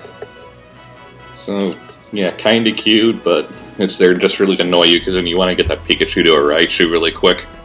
Yeah. I mean, if you get, you can ride around with it in your party on the bike long enough, it'll eventually be happy. Again, hold it in your party while you do other things and get it massaged every day. Pretty much, yeah. Then there's Cliff and Igglybuff. Hey, let's be cute. Yeah, I think they might get some exclusive moves in the baby stage. I don't really remember. I don't care, their evolved forms are useless anyway. Yeah, so again, they're just there to be cute. Anyway. And then there's Togepi. Togepi, its really only identifying characteristic is that it was in the show before any of the Gen 2. Yeah. Except for Ho-Oh, who was in the first episode. But Togepi definitely got more screen time. Mm-hmm. Togeki's generally useless, though Togekiss is okay. Yeah, it's okay. But yeah, I generally don't bother. It's just another normal flying type. Yeah, the only other thing is that it's blatantly given to you. Yeah. It's just another tutorial Pokemon. This is how an egg works. Move on. Next we have Natu and Xatu, who I never used, but seem like they would be okay. Yeah, they're generally okay. They get a lot of the more unique moves, like Future Sight and Wish. But again, it's a good Pokemon if you're tired of Alakazam. But again, Alakazam's just so broken that you never really stop using him. So, yeah, that's sort of the problem you get to Psychic types that aren't Alakazam. Or Espeon with Magic Mouse. Well, that was just recently. Anyway, next is Lefty and Ampharos, also known as the only electric type you will ever come across in Johto. Unless if you're playing Crystal. It really fucked me up when I was recording, because I was so planning on getting an Ampharos. But no! I don't get how this evolution chain works, though. It's like sheep, lizard thing, what? I think it's a giraffe. A giraffe? Well, it's got a long neck and it's yellow. Okay. Yeah, well, I mean, it's one of the better electric types. It's one of the better electric types. A generally good choice if you're playing through the story in Gen 2. I mean, I guess there are better choices for competitive battling, but I always did like Ampharos. Yeah. Next is Blossom. Hey, let's make Oddish and Gloom not so fucking useless. Yeah, but you also have to get a Sunstone in order to use it, and to do that you gotta beat the bug catching contest, which is a real pain in the ass. Oh cool, I got a Scyther in the bug catching contest. What? Lost to a Kakuna? Fuck. At least you got a Scyther. I mean, yeah, at least I got a Scyther, but I hate it when that happens. But yeah, I never bothered using Blossom because getting a Sunstone's a pain in the ass. I found it okay. Yeah, it's a decent grass type just because its status affecting stuff is actually useful. Yeah, I can, looking at its stat page, I can tell that it's useful, it's just I never bothered to get one because getting a Sunstone's... Sunstones are easier to get in later gens. Yeah, they are. You know, I wish you could just buy them like in Gen 1, but no, I gotta go through mini games and... dig in the underground, and in Gen 5 buy a fuck ton of Max Repels and just go around in a circle in the cave. and pray to God one actually drops. Well, what's this? Another fire gem that I'm never gonna use. Fucking use, yeah. Well, I mean, at least with all those that you find, you're able to pay for the Max Repel costs. Sort of, yeah. Hey Ryan, look, it's Peekaboo! Peekaboo, where? I was spending around so much time at Seafoam Islands looking for you. I know, I heard it's like a 1 in 55 million chance to find one, but here it is! One of the two that was in the first movie short with Snubble. Yeah, I'm pretty sure Donphan was in the first scene of the movie. Yeah, but yeah, it didn't do anything, so who cares? Yeah, it was pretty much there to be, oh look, a new Pokemon. Yeah. But, yeah, Meryl, And again, Azumarill, not useful all that much. It's there to be cute Pokemon. Yep. Also, catching it's a pain, because it's one of those you have to wait for the trainer to call things. Yeah. Yeah. So, yeah. I mean, I think it gets an ability in later gens that makes it more useful, but they're just better choices. Water types, yeah. Yeah. Next is Sudowoodo. You know, it's, I always thought that Sudowoodo should have been rock grass, because it's pretending to be a tree. Yeah. I mean, because I would have made it a generally... If it were rock grass, it would be pretty useful, because it would learn more grass-type moves then. It would learn more grass-type moves, be a generally unique Pokemon, but it's just sort of boring. Other than, you don't really use a whole lot of rock types anyway, so... Gold had one in the manga. Did he use it? Yeah. Was it useful? Sort of. Sort of, okay. Well, the thing is, Gold isn't a very good trainer in the manga. He's not? No, he's kind of an idiot. Oh. I like Gold. Well, he's not going around getting badges or anything in the manga, he's doing other things. Does he, like... Well, then who fights the gym leaders? You'll see when you get to... When I get to reading it? Yeah. Eventually! Eventually! Next is Politoed, also known as the third Poliwag evolution, that actually is useful. Yeah, but I have to waste my King's Rock in order to get it. Oh, what would you use it for? A Slowking? Well, no, it's not. Well, if you use it... Well, you could use it for a Slowking, but if you actually have your Pokemon hold it, it gives them a flinch chance on all their moves. Which I'm pretty sure stacks with the flinch chance you get with other moves, like Bite. So, you give it to a Pokemon, and I'm pretty sure there's also an ability in later gens which makes you have a flinch chance naturally. So it's just like flinch spam over and over and over again.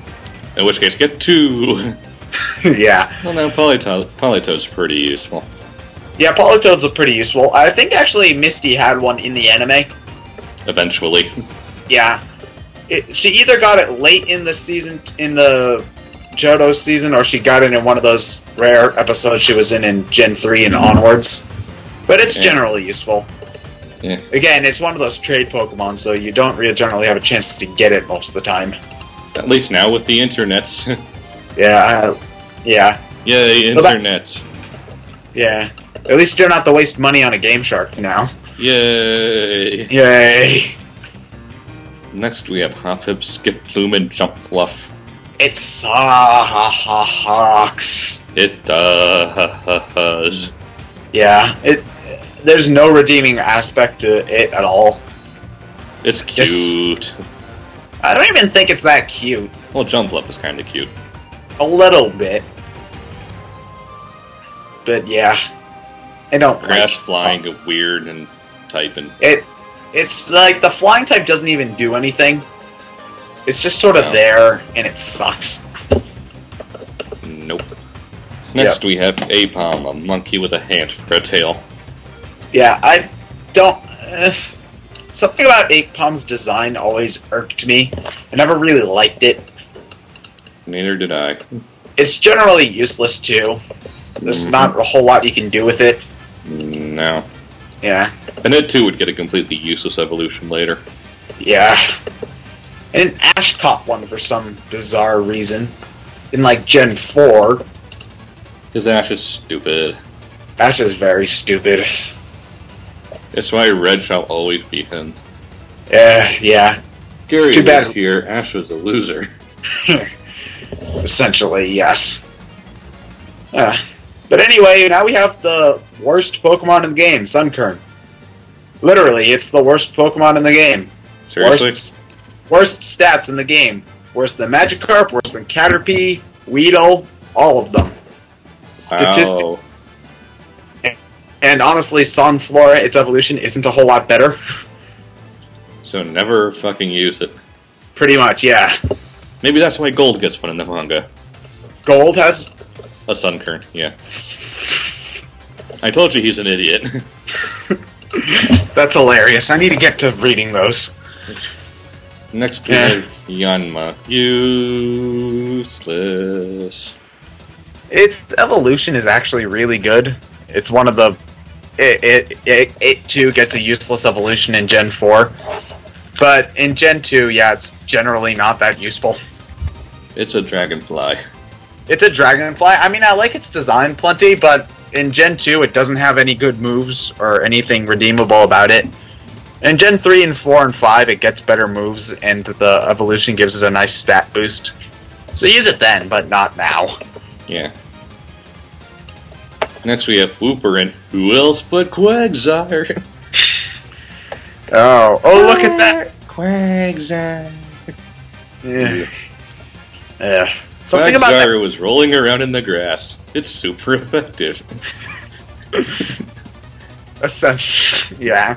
I mean, it's an interesting idea having a water type that's immune to electric, because of ground, but it's so bad against grass types, that's kind of the point.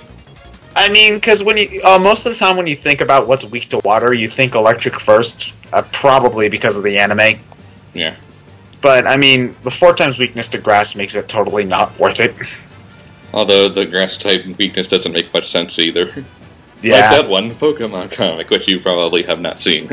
Probably not. Shows Charmander getting down with water, it's going ow, ow, ow, ow, ow, ow.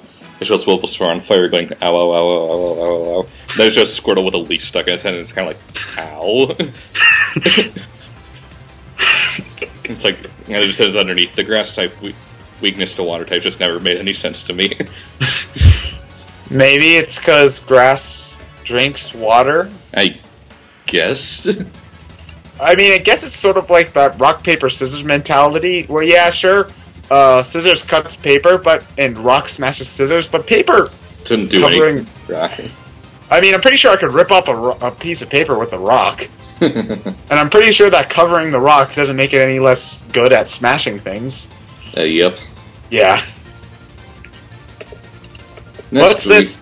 More evolutions. What's this magic bounce Espeon? Fuck yeah, bitch. So yeah, Espeon just recently became useful. Look at that. Yay. Hey. It is no longer the poor man's Alakazam. It is now better than Alakazam. Too bad his move pool kind of sucks, but... But no, think about it. It's better than Alakazam. God help us all. Well, because it knows Psychic and Shadow Ball. Other than that, it doesn't learn anything. Well, I'm pretty sure it can learn Recover.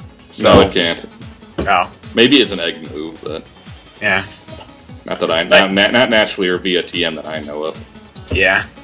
I mean, I've always preferred Umbreon anyway, because Umbreon has amazing tank abilities. It's just gotten progressively worse as the gens have gone on. Yeah. I still don't get why it can't learn Dark Pulse naturally. It's like the best Dark-type move it can learn is Pursuit. Yeah. Pursuit. It's like it really should learn Dark Pulse naturally. Yeah. I mean, Dark types were pretty much just invented just to give Psychic Well, Dark Pulse wasn't even around in Gen 2 anyway. I'm talking about when it came out. Yeah, I know. But, I mean, like, for some reason the Dark-type attacks haven't all really been that great. It's sort of just a type just so that Psychic types have something to fear. A little. A little. Yeah. Anything else really to say? Gary had one. Yeah.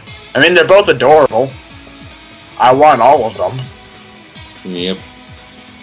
Next is Murkrow.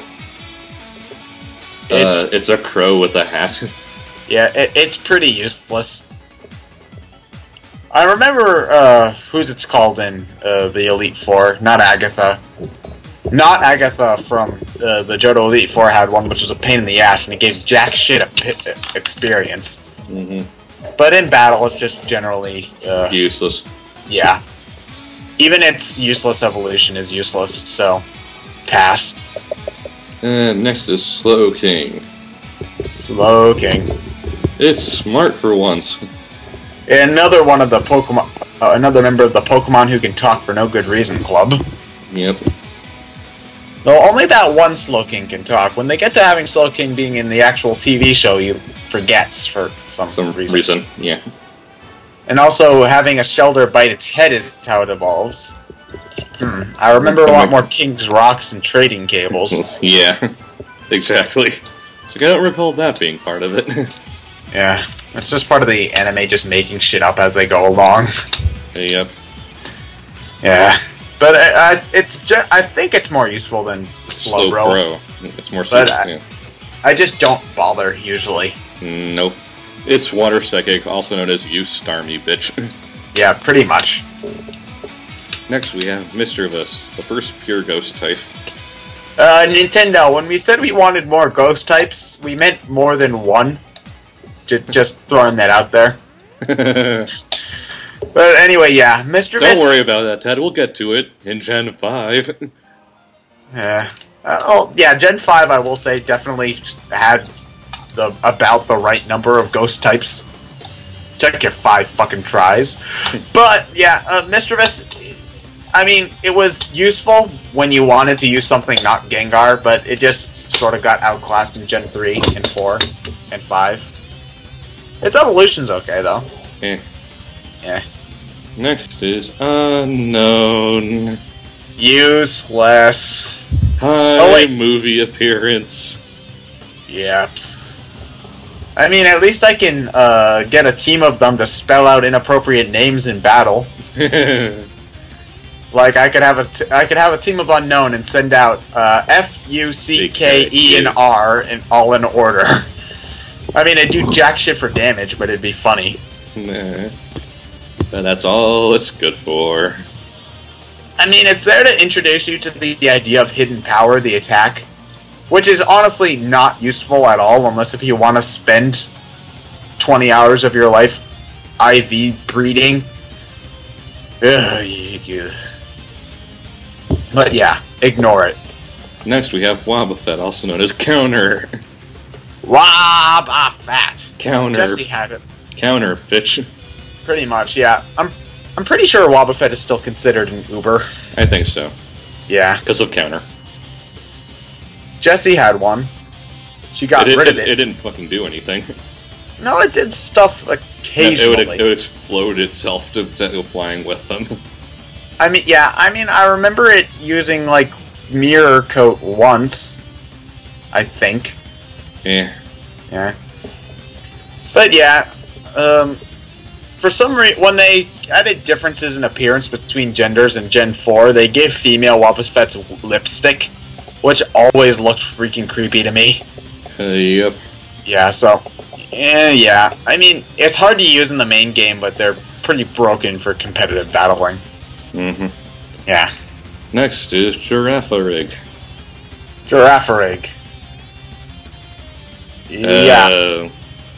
I mean, the idea of a normal psychic type is interesting because then it's immune to ghost fighting attack. Types. Fighting, yeah, but I could never find a good use for it. Eh. It has a chain jump for a butt, though. Eh. Not as frightening as in Mario, though. No. No. Eh. Maybe. Okay. Next is Pinecco and Floratris. Brock had one, I think. Yeah, Brock had one. All it did was explode in his face, though. What a surprise, it's Brock. I mean, Fortress is theoretically a good Pokemon for tanking because its defenses are great and it bugs Steel, which makes it get a lot of resistances. Except Fire type, bitch. And since everybody picks Cyndaquil, no chance, no chance, no chance. Nope. Yeah, so, anyway, yeah. Fortress, I don't...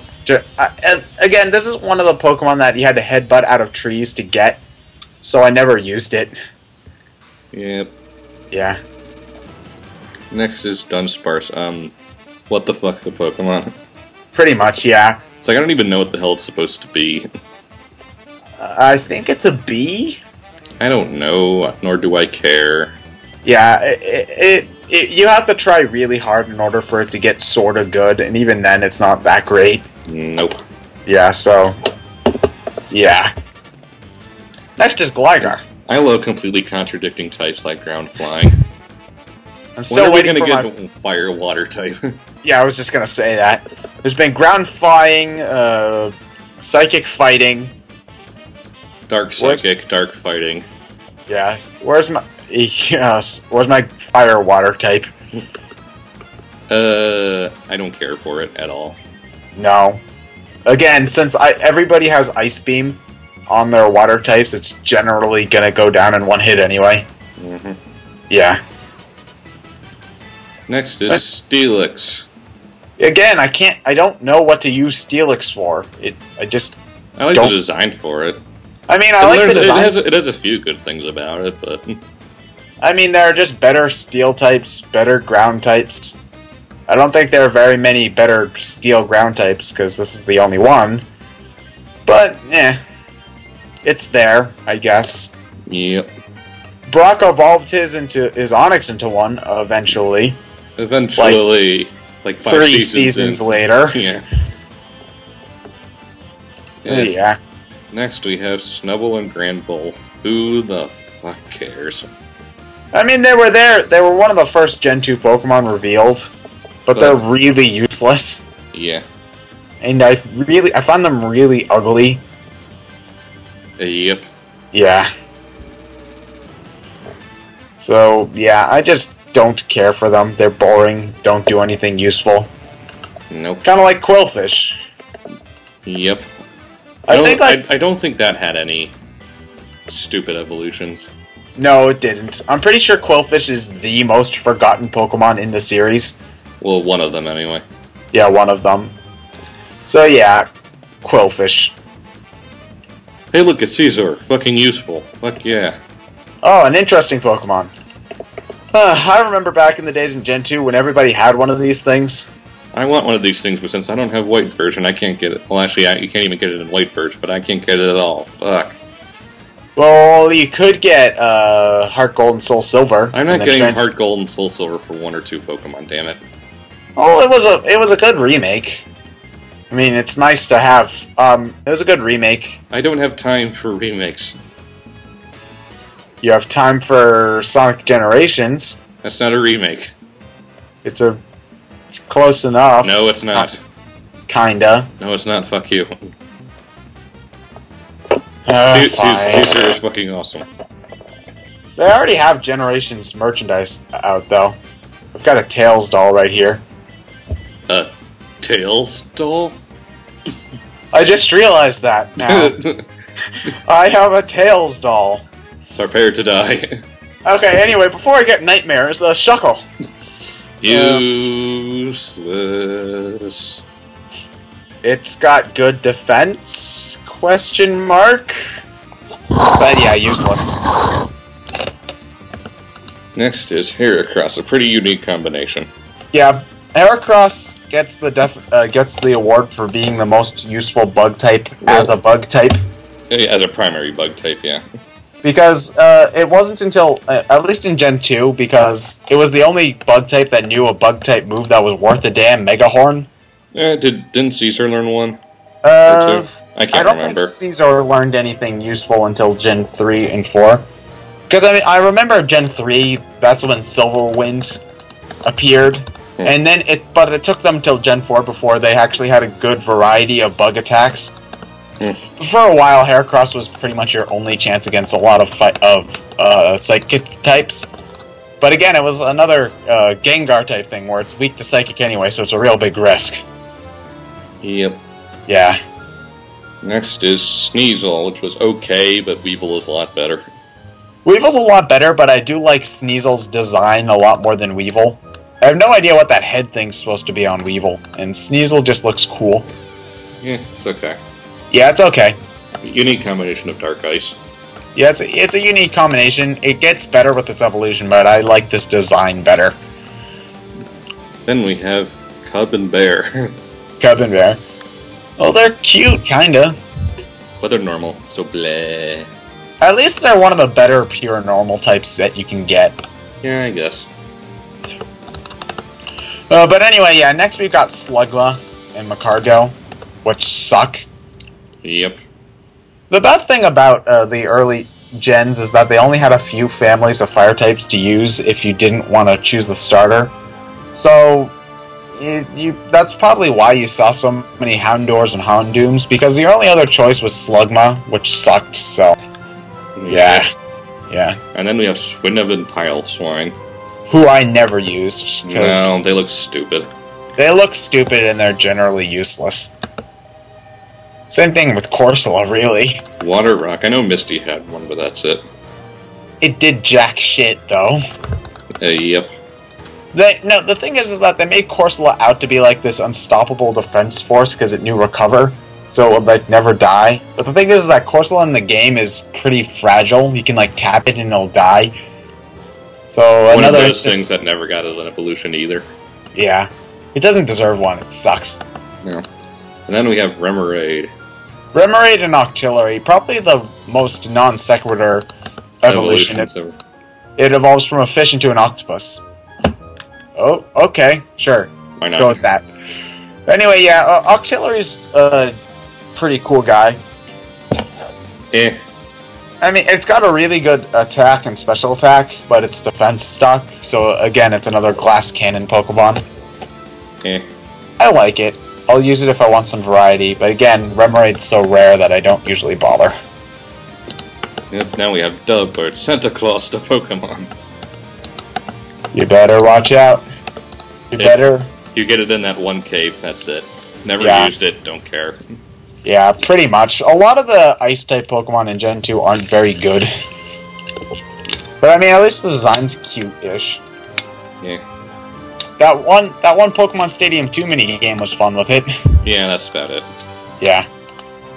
Then we have Mantine. Yeah, I always liked Mantine's design.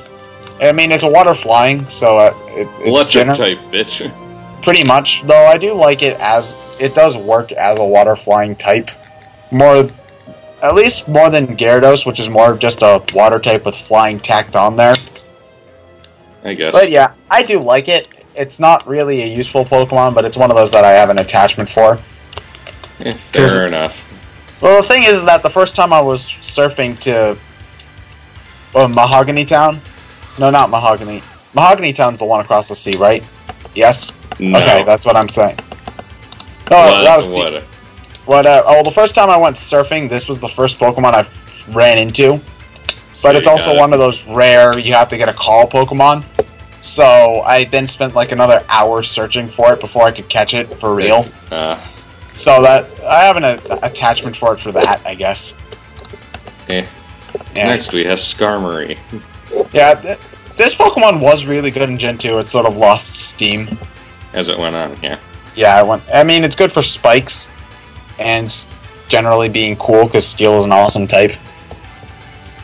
But yeah, it's one of the better flying type choices you can get, I guess. The problem is you only get it so late in the game. Yeah. Well, I mean, at least in Gen 2, you get it around the time you're at the 8th gym, but at least by then you're there's 8 more gyms after that you can use. Yeah. So there's that. Yep. Next is Houndour and Houndoom. Houndour and Houndoom. Probably the second best fire type in the game, other than Typhlosion. Because Typhlosion kicks ass. Dark Fire. It's pretty cool. Yeah, it's got a cool design. Ish. Nah. Next is Kingdra, Water Dragon, pretty neat typing here. Yeah, it's one of the only Pokemon that's only got one weakness, which is Dragon. So, which is really a type that you don't see come up often, so it's a good wall in a lot of respects. So it can be useful, and I do like its design. Yeah, next we have Fanfi and Donphan. I got a shiny one of these. The only one you've ever owned. And the red Gyarados doesn't count. Of course the red Gyarados doesn't count. If that was the case, I'd have like 12 shinies by now. But yeah. It's an okay ground type, I guess. It's one of my favorite pure ground types. There aren't really many others, so it sort of wins that by default. But I mean, if you want a pure ground type, it's probably the best you can go with. So, yeah. Donphan. Kick ass. Got a shiny one. Takes names and doesn't afraid of anything. Yeah, pretty much. I got shiny one, you don't. Nah. Shiny Rhyperior. Damn it.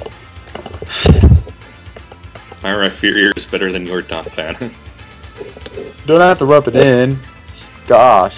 It's gonna hurt my feelings. Yeah. Next we have Porygon 2. Essentially, Porygon 1's replacement. Yep. Pretty much. I like the blocky design for Porygon 1 better, but Porygon 2 is just better in stats by so much I don't care. Yeah. Then we have Stantler. Deer. Deer. Deer. Deer. Smeargle paints things. Painting. Woo. Yeah, again, you need this Pokemon. I mean, it's another just novelty Pokemon. It's good for breeders, at least, because it makes it easy to breed specific moves. Yeah. But, yeah, otherwise, it's not really useful from a fighting standpoint. Nope. Nah. Then we have Tyrogue and Hitmontop. Yeah, funny, I don't remember a fighting person, a famous martial artist whose name was Top. You sort of dropped the ball in that gag there. Should have been called Hitmon Norris. I mean, it does do roundhouse kicks. Hitmon Norris. But yeah, I do like Hitmontop's design out of the three the best. It's generally cool. It's a pain in the ass to get, though, because you have to use vitamins to make sure its attack and defense are the same. Yeah, it is sort of a pain in the ass. I'm pretty sure in Pokemon Coliseum you can catch just a normal Hitmontop, which definitely makes it easier. Bah. But again, it's been years since I've played at Coliseum, and my disc is scratched anyway, so yeah. Bah. Bah. And we have more babies. Smoochum, Elekid, and Magby. Exist to be cute. Pretty much, yeah. At least Elekid has a pretty decent design to it. Yeah. Magby looks like its brain is exploding out of its head. And anything related to Jinx is just creepy. Yep. Yeah. And then we have Miltank, Whitney. Quit spamming rollout. What's this? Use Attract? No, I can't move. What's this? Rollout. Fighting type bitch. Yeah, find yourself a female Machop and then you'll pretty much be fine. And then we have Blissey, Wall. Again, you can pretty much expect to see one of these on almost any team. Wall. And then we have the roaming legendaries. Roaming. Only one of them's any good. And that's the one that doesn't roam around in Crystal. I do like how they added a theme song for these guys in Crystal version. It's a pretty kick-ass song. But yeah, Suicune, you ditched Misty in the manga, you dick. Yeah, I just don't like... when it comes to legendaries, these aren't my favorite. Entei's a pedophile and Suicune ditched Misty in the manga. Raikou's forever alone. Yep. Look at this! Suicune, I got an entire game based off of me. Entei, I was a star of a movie. Raikou, I was in an episode of the anime. Yeah. So anyway, yeah, I generally ignore these. Suicune, you dick. Pretty much. Then we have Larvitar, Pupitar, and Tyranitar. Yeah, I do like having Larvitar, Pupitar, and Tyranitar, but it's one of those Pokemon that you never get to use in-game because... by the time you get it. It's like, yeah, you find it in Mount Silver, which is the end of the game, and the Larvitars you find there are like level 15, so it's pretty much restricted to post-game only. Well, Tyranitar is Tyranitar is awesome, but that's it. Yeah. And I'm glad that they didn't make him another Rock Ground. It's Rock Dark, which is infinitely more unique. And useful. Yeah. Next we have Lugia, the second movie. Do. Also, the only movie I actually like.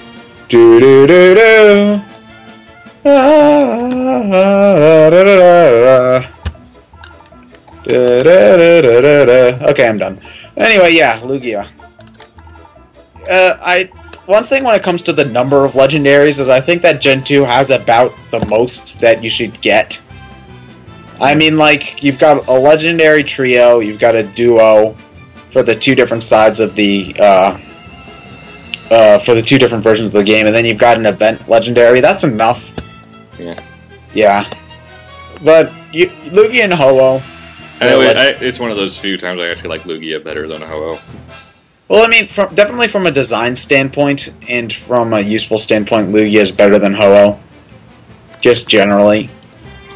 Though when it comes to theme songs, Ho-Oh's battle theme in Heart Gold is way better than Lugia's battle theme in movie theme.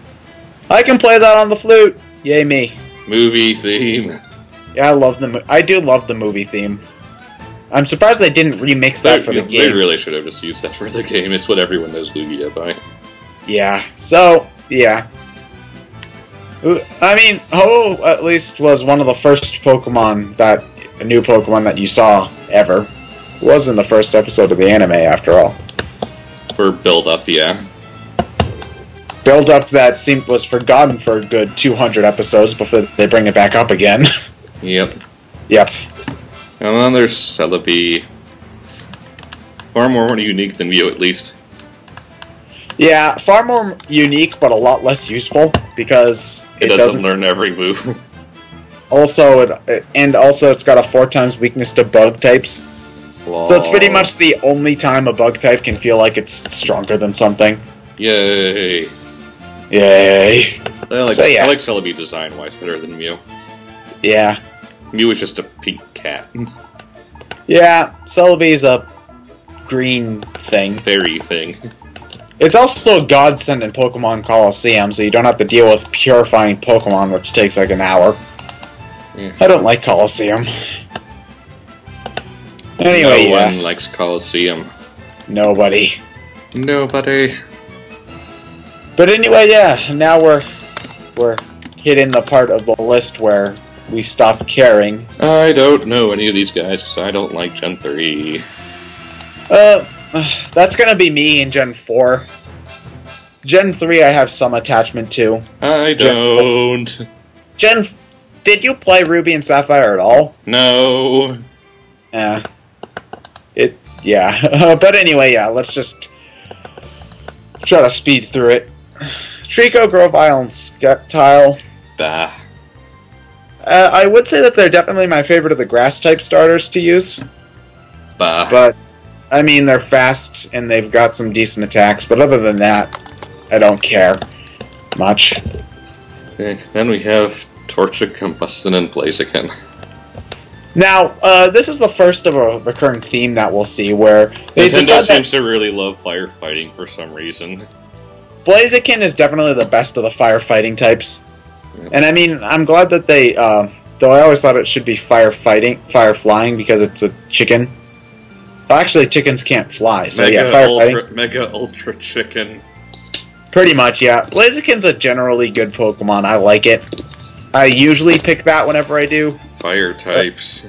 Fire types, yeah. But it also helps because there are only 3 fire types you can get in Gen 3, other than Blaziken. So yeah, pick that. Next we heard you like them. Internet memes. Yep. Honestly, Swampert sucks. Again, it's water ground, so Trico for the win. Yeah, you're pretty boned whenever you go up against the rival, or any grass type for that matter. But yeah, anyway, next we've got Poochyena and Mightyena.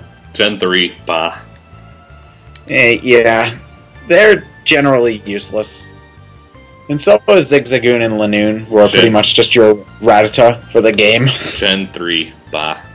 Isn't it a slave, though? It's a good HM slave, because it can learn actually more than 4 HMs, so you can use it for pretty much anything you want. But other than that, it's generally useless. One thing that I don't like about Gen 3 is that they, instead of bringing back old Pokemon, they made new Pokemon, which do essentially the same thing. Yeah. So, yeah, like, up next we've got Wurmple. Which is not Caterpie, not Metapod, and not Butterfree. The thing about Wurmple is it's essentially Caterpie and Weedle in one. It can evolve into either Silicoon or Cascoon, which is pretty much Metapod and Kakuna, respectively. But I don't get how it works. It's pretty much random.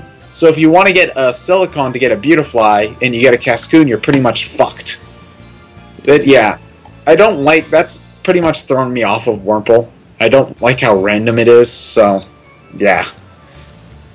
Moving on, we've got Lotad, Lombre, and Ludicolo, who looks like he's throwing a Mexican fiesta. Between his duckbill too, he just looks stupid. I mean, in competitive battling, he's great for rain dance teams, but I just don't hate how the way he looks. I don't like that design. I'm generally nicer about Gen 3's designs than most people, though this is the point where the characters started looking less organic and started looking more cartoony, I guess I should say. I suppose. Yeah. Then we have Seedoff, Nuzleaf, and Shiftry. Well, at least Seedot became Nuzlocke in the Nuzlocke comics. Oh, I love that picture of this, just Seedot with Locke's face on it. It's like, what? Okay. But I never used this Pokemon, ever. So, nah. It's an acorn. Next we have Not Pidgey. Not Pidgey number 2. I think we'll be seeing more of these sometime soon. Again, I don't like this design as much. I don't know. It's just the blue. I don't like blue. I chose red and not blue. Yeah. Then we have Wingull and Pelipper.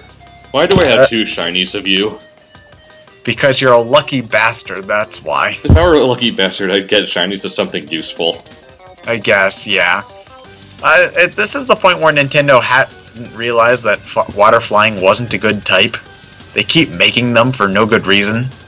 I know, right? So yeah, so stop, Nintendo, please. It's not. Just don't.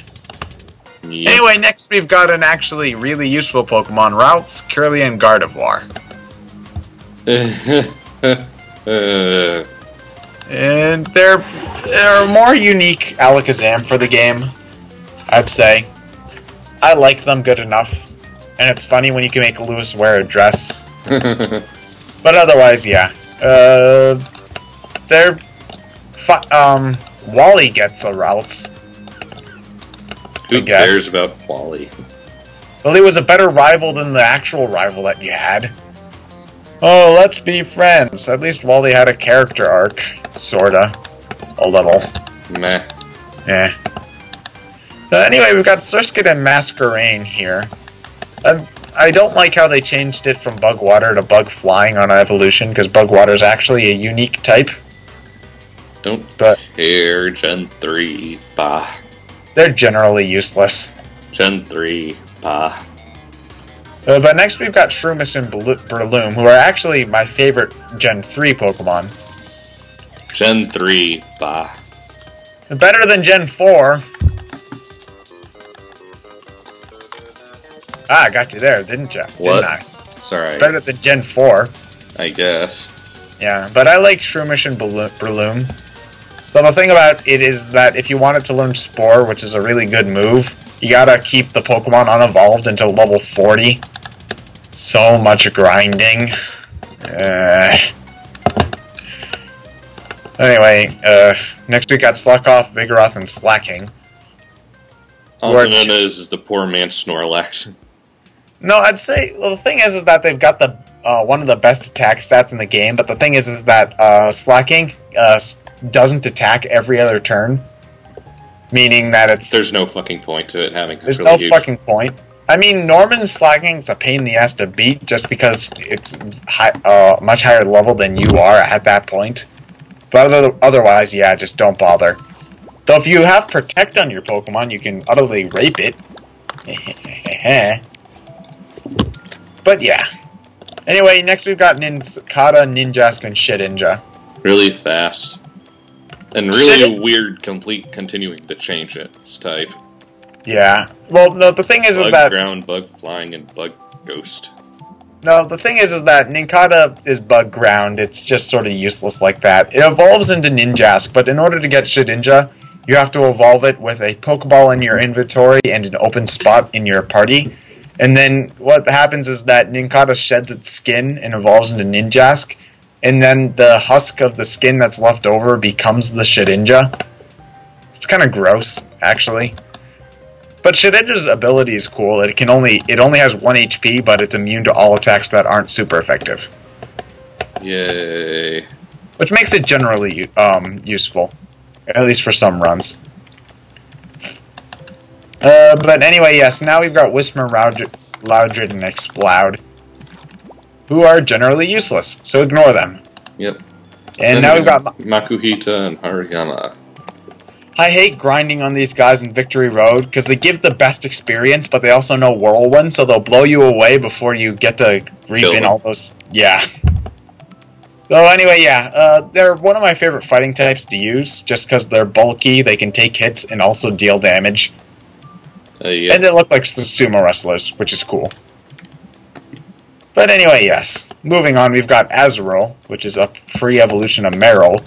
Useless. It's even more useless because it's just normal type. Yeah, why bother? So, yeah. Then we have Nose Pass.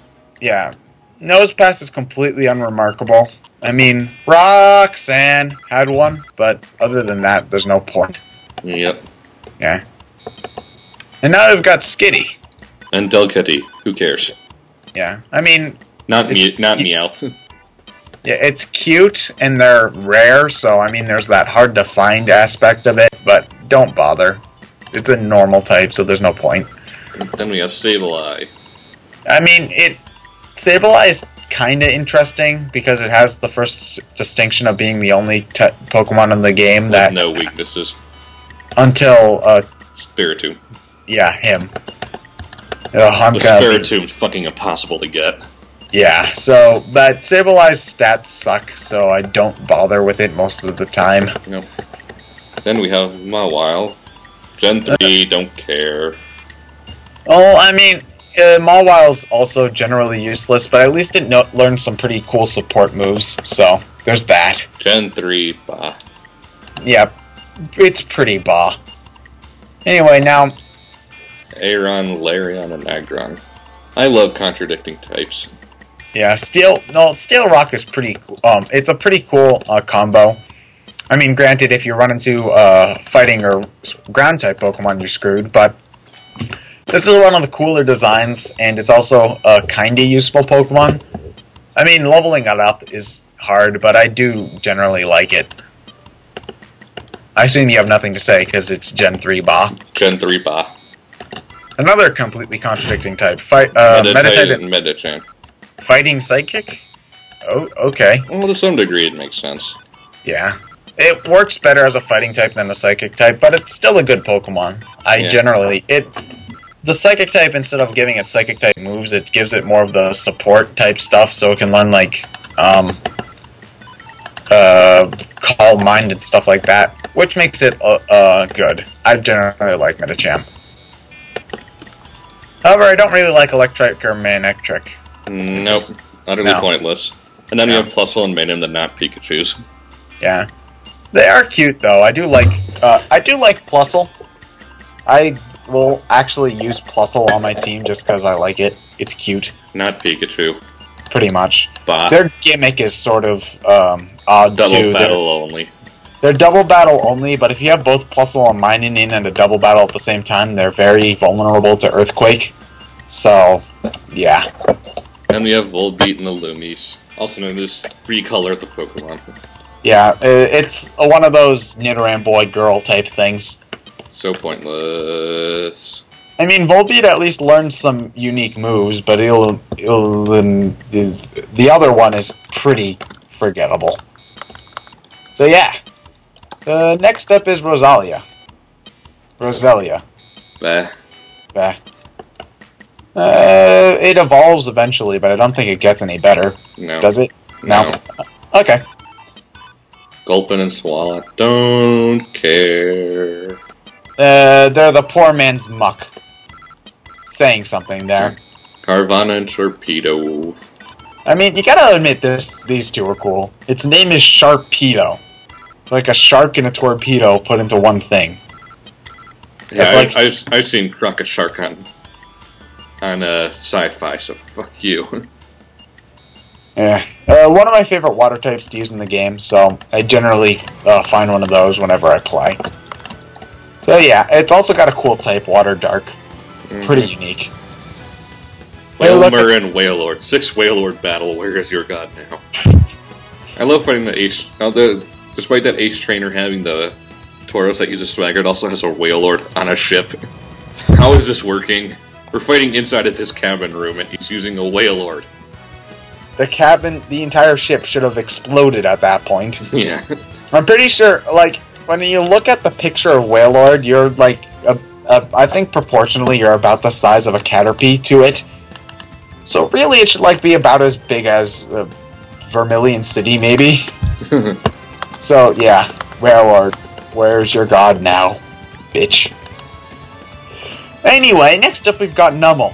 It's so cute. No, it's not. It's so cute! No, it's not.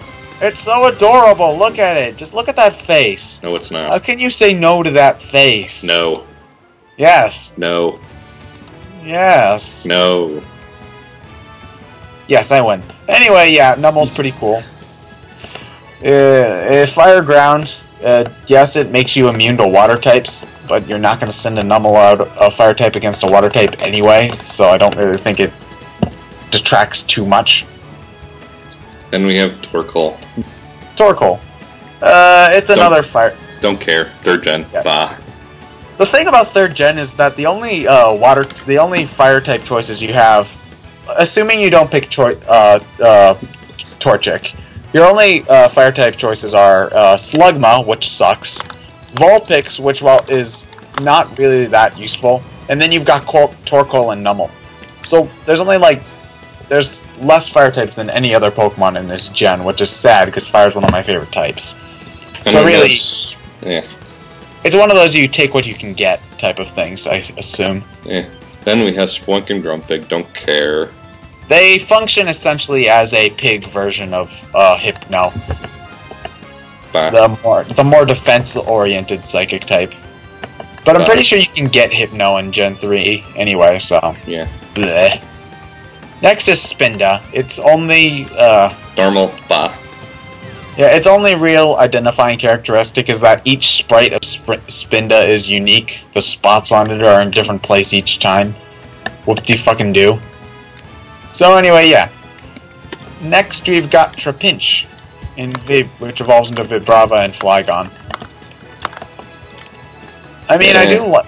Grand Dragon's pretty unique, I guess. Yeah, I mean, it's still 4 times weak to... Ice. But it's at least a more unique 4 times weak to Ice Dragon Pokemon. Yeah. I mean, I've always liked Vibrava and Flygon, though I don't remember if they're really any useful in competitive battling. Yeah. I do like them. Next we've got Cacnea and Cacturne. James got one. But that's about it. I don't care. Yeah, me neither.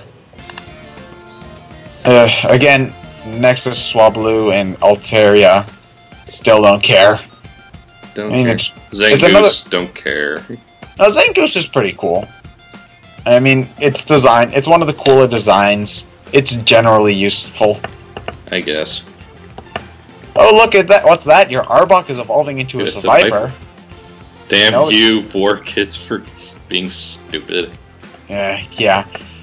So, no, Survivor does not evolve from Arbok, and it's generally useless.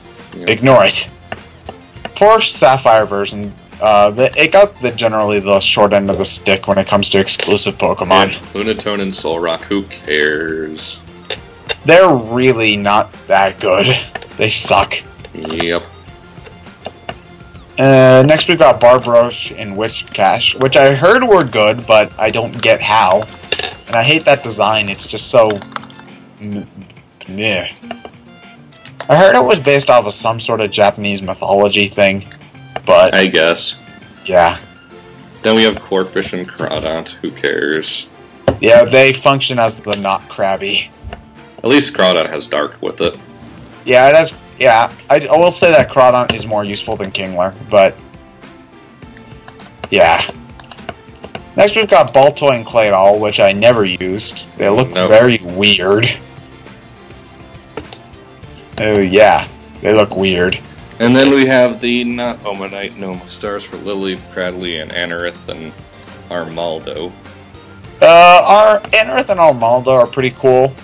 Leaf and Credeli are okay. I mean, at least, again, these Pokemon have generally unique type combinations, Rock, Grass, and Rock Bug, which I don't think were done before. No, I don't think so either. Yeah, so they're generally cool.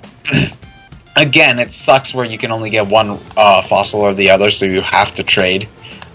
But then again, they have to make their money somehow. Yeah. Then we have Phoebus and Melodic. Fuck you, you're hard to get.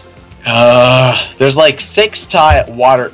You can only catch it in like 6 water tiles on the one route that has the most water in the entire game. And then to evolve it, you have to do the stupid Pokeblock minigame. At least eventually you could just do trades. I mean, eventually you could just do trades, but still finding Phoebus is a pain in the ass. I've never done it. I've never done it either, I don't care. Melodic stats are good, sure, but that's a pain in the ass. Indeed. Anyway, yes, cast form is, normal, next. Don't care. Well, the thing is that cast form has a gimmick where its type changes depending on the weather. So if you use Sunny Day, it'll be fire. If you use Rain Dance, it'll be water. Useless. Yeah, it's a gimmick Pokemon. So is Kecleon. It changes type depending on what it gets hit by. I don't care. Yeah. It made me mad, though, because it ends in EON, which is an Eevee thing. Yeah. Oh, but now we're getting to Pokemon that I actually really like. Shuppet and Banette. The thing is that Shuppet and Banette were the only Ghost-type Pokemon that actually worked as Ghost types. Ghost was a physical type back in Gen 3, so it was pretty much the only Ghost type in the game that could use Shadow Ball effectively.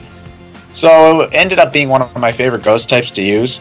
But then in Gen 4 they had to do the special split, which made Banette useless again. Then we have Duskull and Dusclops. Which are good for walls, but not much else. Yeah, I do like these designs, though. They're some of my favorite. I do like the Ghost type. I can't think of a Ghost type Pokemon I don't like. Then we have Tropius, grass flying. It's a dinosaur with bananas growing from its chin. Yep. Huh. But yeah, it's generally used. I wouldn't say it's totally useless. You can find something to do with it, but there are better things to do with your time. Yep. Yeah. Chimecho. The only thing about Chimecho that's really interesting is that it's impossibly hard to find. Yep. Yeah. It's like the top of the Ghost Mountain. It's like a 1 in 50 chance or something like that. I spent an entire day looking for one and only found one. So yeah, it's useless, but you're gonna have to find it for Pokédex completion if you want to do that. And then we have Absol. This is one of the cooler designs in Gen 3. Yeah, I mean it generally looks cool, and it's sort of useful. It's probably the best pure dark type. But yeah, I like Absol. Now we have pre-evolution for Wobbuffet. Why not? Well, why did they make this evolution? Well, why not? Yuck, yuck, yuck. I'm forever alone. It exists to give Wobbuffet a little bit more of a move variety, but not much. Yep. Yeah. Then we have Snorunt and Glalie, which... I think Ash had one, but that was it. Ash had one, but it's not very useful. No. I mean, sure, it's pure ice. It's the only pure ice at that point. But it sucks, so, yeah. Yeah. And then there's Spheal, Celio, and Walrein. Not Seal and Dugong. Pretty much, yep. So, yeah, don't care. And next we got Clamperl, Huntail, and Gorbis. Yeah, changed based on item it holds, but who cares? Yeah. There were so many other water types, why would you even bother? Well, Gorbis has good... I can understand using Gorbis, but Huntail is generally useless, so I wouldn't bother. Oh, and Relicanth as well. Well, no, Relicanth isn't related to Clamperl in any way. Nah, I'm just putting it next because it's also a fish in the Pokedex. Yeah. Well, the thing is, you do have to catch a Relicanth if you want to get the Reggie Pokemon. You have to get a Relicanth and a... I know you have to get a Relicanth and a Wailord. You have to put it in your party in some specific position. and examine one thing, and then you can catch the Reggie Pokemon. Other than that, though, there's no real point to it. Nope. Oh. Love Disc, so useless. I don't hate a lot of Pokemon, but I actually hate Love Disc. I don't like that design. It's useless. But you run into it so much anyway because you need to farm heart scales. So you can remember things. Yeah. So fuck Love Disc. It sucks. But next, we're finally gotten to the Dragon Pokemon. We've got Bagon, Shelgon, and Salamence. Get that shit out of here. We're talking OG. But yeah, Salamence essentially acts as a better Dragonite. I mean, it looks like... I do like the design, because it looks like a cool dragon, as opposed to whatever the fuck Dragonite's supposed to be. So, Salamence is cool, but finding Bagon, again, is one of those... Gen 3 had a lot of hard-to-find Pokemon. So that was annoying. And then there's also Beldum, Metang, and Metagross, which Steven had one, but yeah. The only thing about this is that you can only get them after the game, and it's a gift Pokemon, so yeah. Next off, we've got Legendary Pokemon. Probably my least favorite trio ever. Yeah, this is the point where the Legendary Overload started to kick in. Because we've got 1, 2, 3, 4, 5, 6, 7, 8, 9, 10 legendaries. Anyway, Regirock, Reggie-Ice, and Reggie-Steel. Don't care. They have no personality. They've got no personality, mostly because they don't have any sort of human features. Like, they don't have any eyes or anything, so there's nothing really to relate to. They're not very useful either, so I don't bother. Yeah, I guess. Latias and Latios. I will say that these are my favorite roaming legendaries. I do like this design for Latios and Latios. I guess. And at least the way that the Gen 3's world is laid out, it's easier to find and catch the roaming legendaries than in Gen 2 or 5 or 4. But yeah. They're also... These ones you can actually use for something too, which is good. Well, they're Dragon Psychic, which is an odd combination.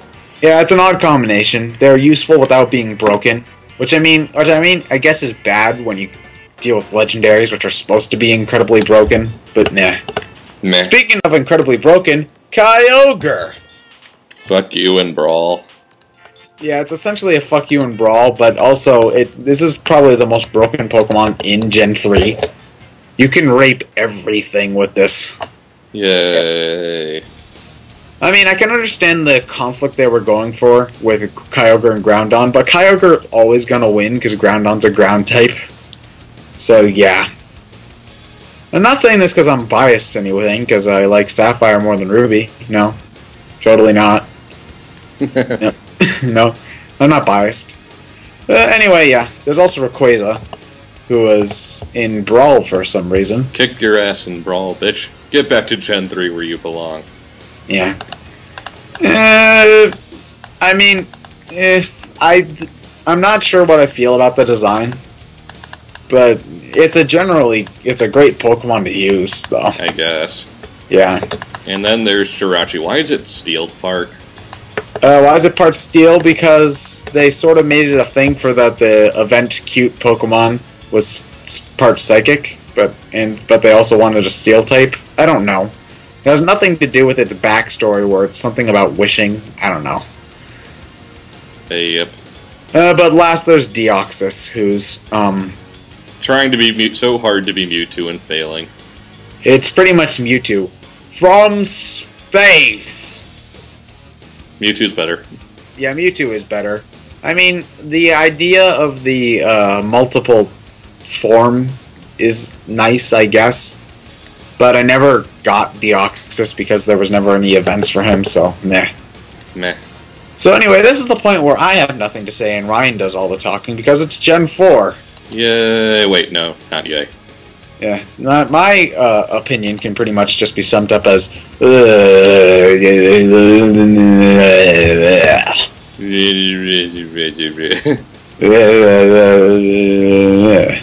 So now we have Turtwig, Grottle, and Torterra. Squirtle did the turtle thing better. Well, I mean, this is okay. At least it's part ground. At least it's part ground, but I don't like any of the... This is the only... Gen 4 is the only game where I don't like any of the designs. Any of them. So, I think it's okay. It's okay, I guess. And then we have Chimchar, Monferno, and Infernape. I really don't... I find the firefighting, again, to be very redundant. I find, yeah, it's completely redundant. Well, it's better than what we're going to get in Gen 5. It is better than what we're going to get in Gen 5, but it's just redundant, and I think it's essentially a worse version of Blaziken, in my opinion. It is. Yeah. Then we have Piplup, Prinplup, and Empoleon. Why is it part steel? I don't know. Empoleon learned Metal Claw. Flippers. I mean, this is my favorite of the Gen 4 starters, though. That's not saying much. Yeah, it's okay. Not saying much. It's okay, I guess. Yeah, it's okay. Next we have Not Pidgey number 3. Anything else to say other than Not Pidgey number 3? Not Pidgey. Not Pidgey. Then we have Bidoof. Bidoof. Bidoof. Just look at that thing. Bidoof. It's called Bidoof. Who thought that was a good idea? It's like they knew it was stupid. We all knew it was stupid. Bidoof. Bidoof. Bidoof. Then we have Kricketot and Cricketune. Generic bugs. Again, there's nothing good about them battle type, and I don't like that design. The mustache is really creepy. Yeah, I don't need a Pokemon that has a porno mustache, thanks. And then we have Shinx, Luxio, and Lestray, probably one of my favorite of Gen 4s. It's okay. I mean, it's definitely better than Manectric from Gen 3. Yeah. And at least it's, like, useful. It's one of the better Gen 4 Pokemon, so... It's one of the better Gen 4 Pokemon, I'll admit. But, yeah. Then we have Badoo and Roserade. Don't care. Pretty much, yeah. Is Roserade any useful? I don't know. I don't care. I never used it. Pretty much. Oh, okay. Then we have Cranidos and Rampardos, whatever. I never attached myself to getting any of the fossil Pokemon because you had to go through that stupid underground minigame. I only used the underground minigame to get, like, stones and shit. The stupid underground minigame, which took, like, hours out of your time if you wanted to get anything useful. Yeah. Just let me buy the stones. Really? Yeah. And that includes Shieldon and Bestodian. Pretty much, too. Don't care. Then you have all these different Burmies and Wormdams. Who cares? Pretty much. It's like, isn't it like, depending on where you evolve it, it's... I think so. That, yeah. But I don't like it when you have to do stuff like... I don't like it when I have to micromanage my evolution. Yeah. Then we have, what is it? Oh, Mothim. I think you get that... They evolve into that, yeah. Yeah. Again, I still don't care.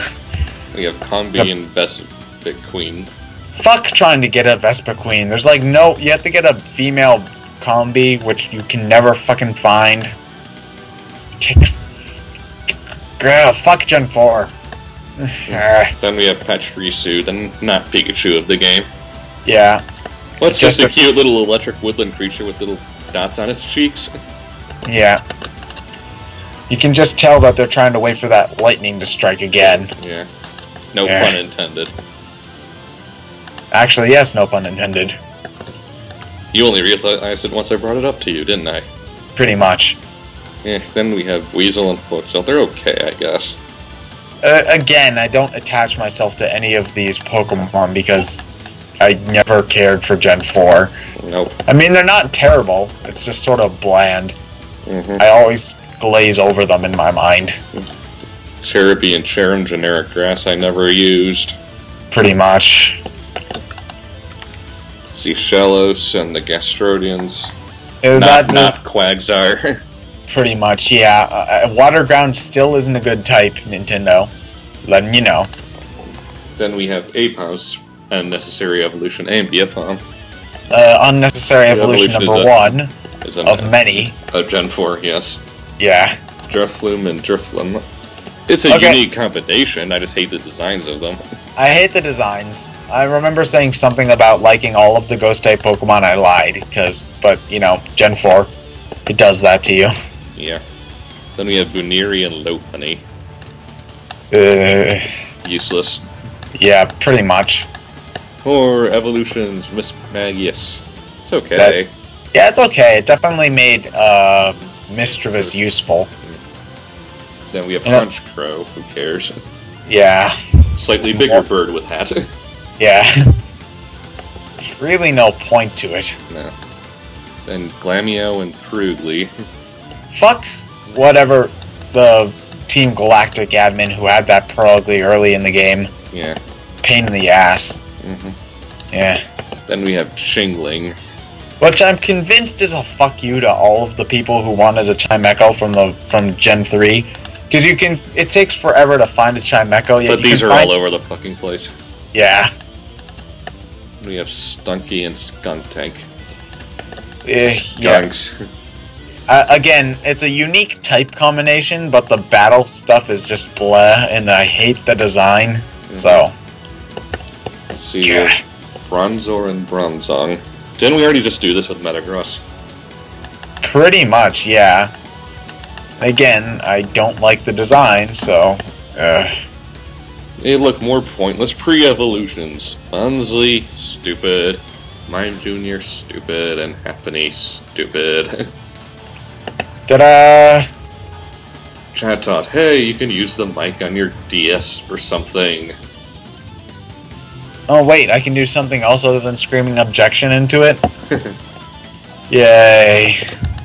Next we have Spiritomb. Fuck trying to get this thing. And fuck Cynthia's. Well, it's just that it has no weaknesses. Yeah. Oh wait, sorry, I was looking at the next evolution tree. Oh yeah. Geibel, Gabite, and Garchomp. Fuck Cynthia. Fuck Cynthia.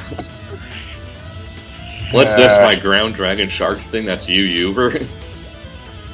Ice beam, please work. Lance also gets one of these in Heart Gold.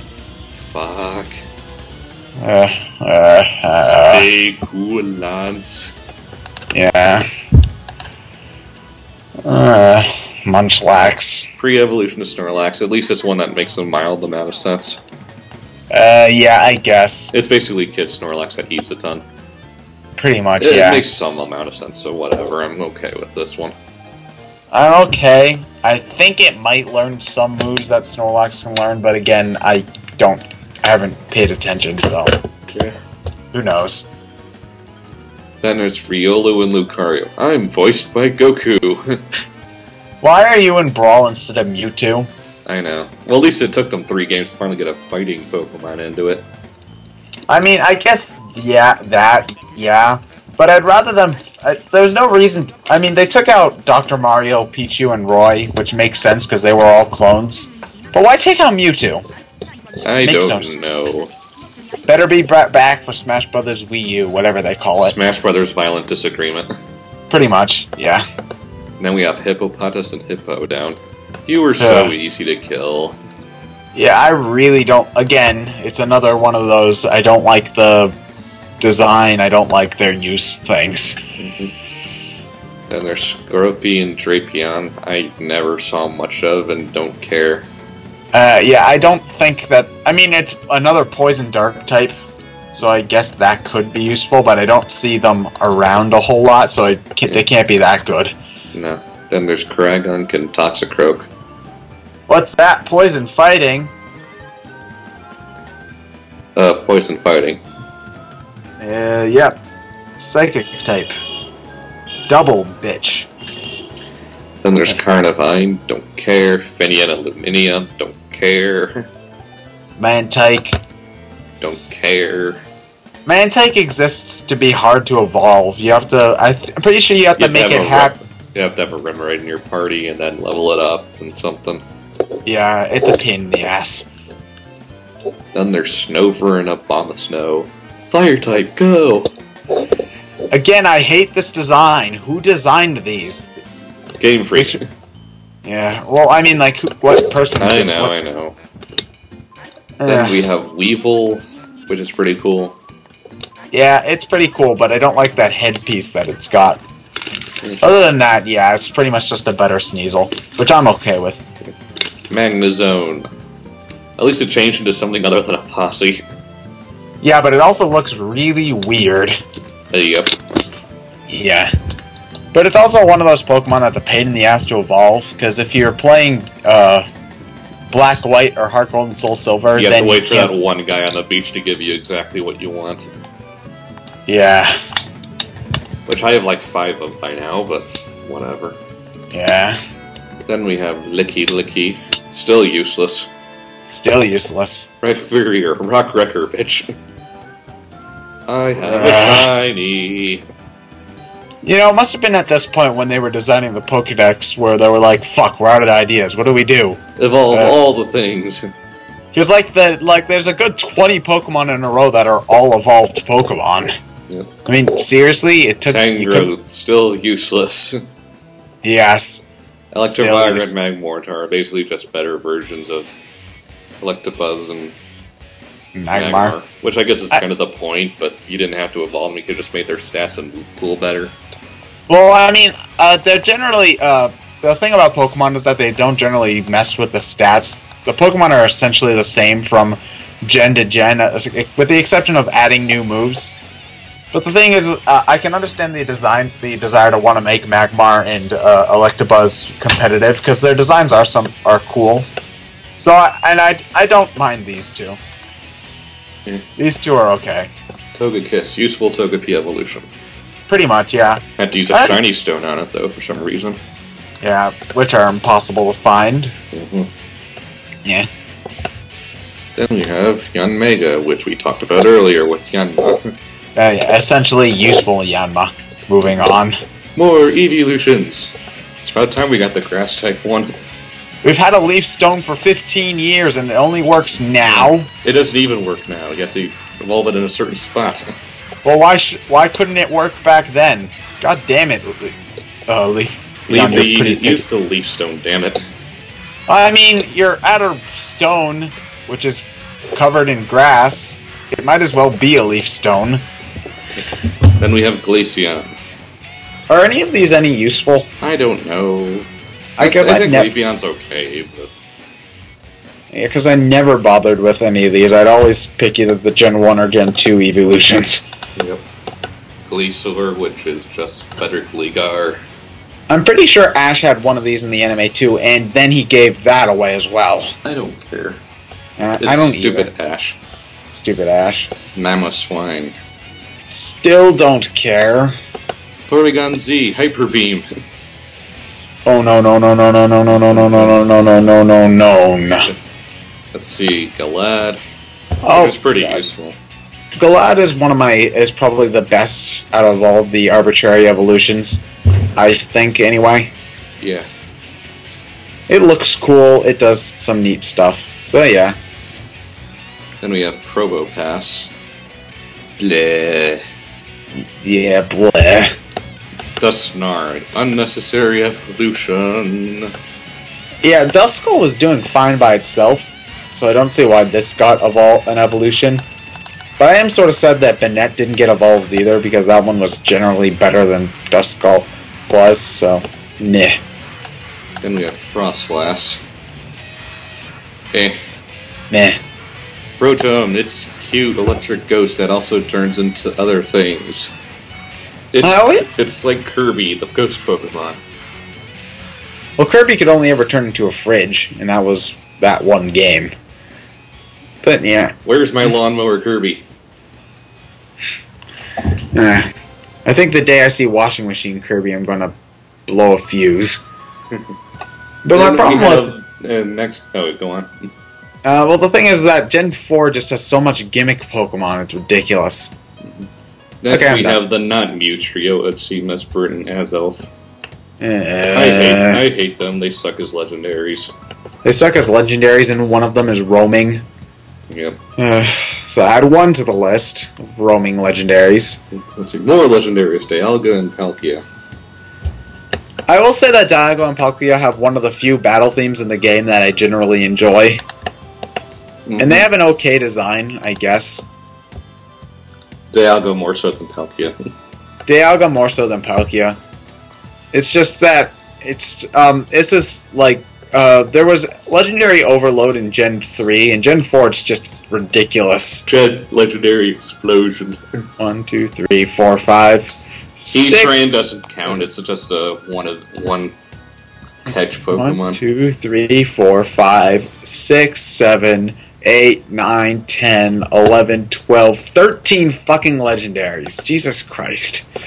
E-Train doesn't count. I skipped Heatran. Good. Then we have Regigigas.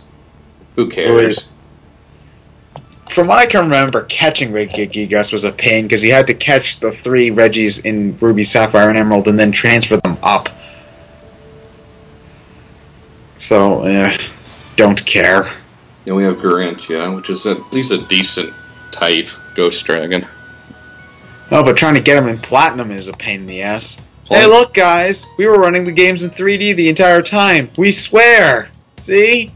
See? Alternate dimension thingy, which is boring and pointless. Why does that exist? Because Nintendo is weird. Then we have Cresselia, roaming legendary. And if you're playing Platinum, then you gotta track down the Johto bird... Not the Johto, the Kanto birds too. 5 roaming! Then we have Fiona and Manaphy events. Darkrai event. Shaman event. Arceus event. Oh, look at that! God! Where do we go from here in Legend 5? Fuck. Honestly, I don't care for any of the legendaries. Yeah, they all kind of suck. Yeah. Oh well. At least everything looks up from here. I guess. Yay. Look, Ryan, we're almost done. Yay. How long have we been going on? Too long, and it's 1 a.m. Oh my god, it is 1 a.m. I have to get up at 6. Have fun with that. Nah. Okay. Let's see. Anyway. Number 0, Victini. The Pyrokinetic. I still think it looks like Quickman the Pokemon. It learns like no good moves of either type. I had to teach it Psychic and Flamethrower and shit. Like the best Psychic type move it learns on its own is Zen Headbutt. Like, seriously? Well, I mean, I can guess where that might come from because it was one of the... You do find it relatively early in the game if you do the event. Which is now closed, haha, fuck you. Day 1 adopter. Day 1 adopter. Yeah. Hells to the yeah. But yeah, I do like the design though. Yeah. Yeah. Smugleaf. Also known as Grasshole. His legend began in the 5th and the 12th generation. You don't even know where that's from. Soul Eater. Yeah, but I had to tell you it was from Soul Eater. Well, I do. Well, that wasn't the point. The point is I know where it's from now. Do you know what character it's from? Nope.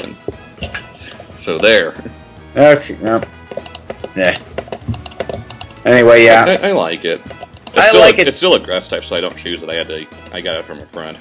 Yeah, I generally don't choose Snivy. Well, actually, I shouldn't say generally. I've only played through Black and White one time. So, yeah. When's Pokemon Gray coming out? I don't know, but I don't want to replay Gen 5 until that comes out so I don't lose all my progress. Yep. Yeah. Then we have Tepig, Pignite, and Empour. Utterly pointless fighting type added on because all it learns on its own is Arm Thrust, which is useless. Out of the 3 starters, this is the one I like the least. I still chose the fire type. Yeah. I mean, yeah, Tepig is cute, but I don't like Emboar and Pignite as much. The fighting type part was totally pointless. It was totally pointless. I mean, Gen 6, please, can we not have it be firefighting? Yeah. Please. And anyway. Then we have Revolver Oshawott. It's my favorite of the... It's probably my favorite water starter just in general. Forever Alone. It's so cute.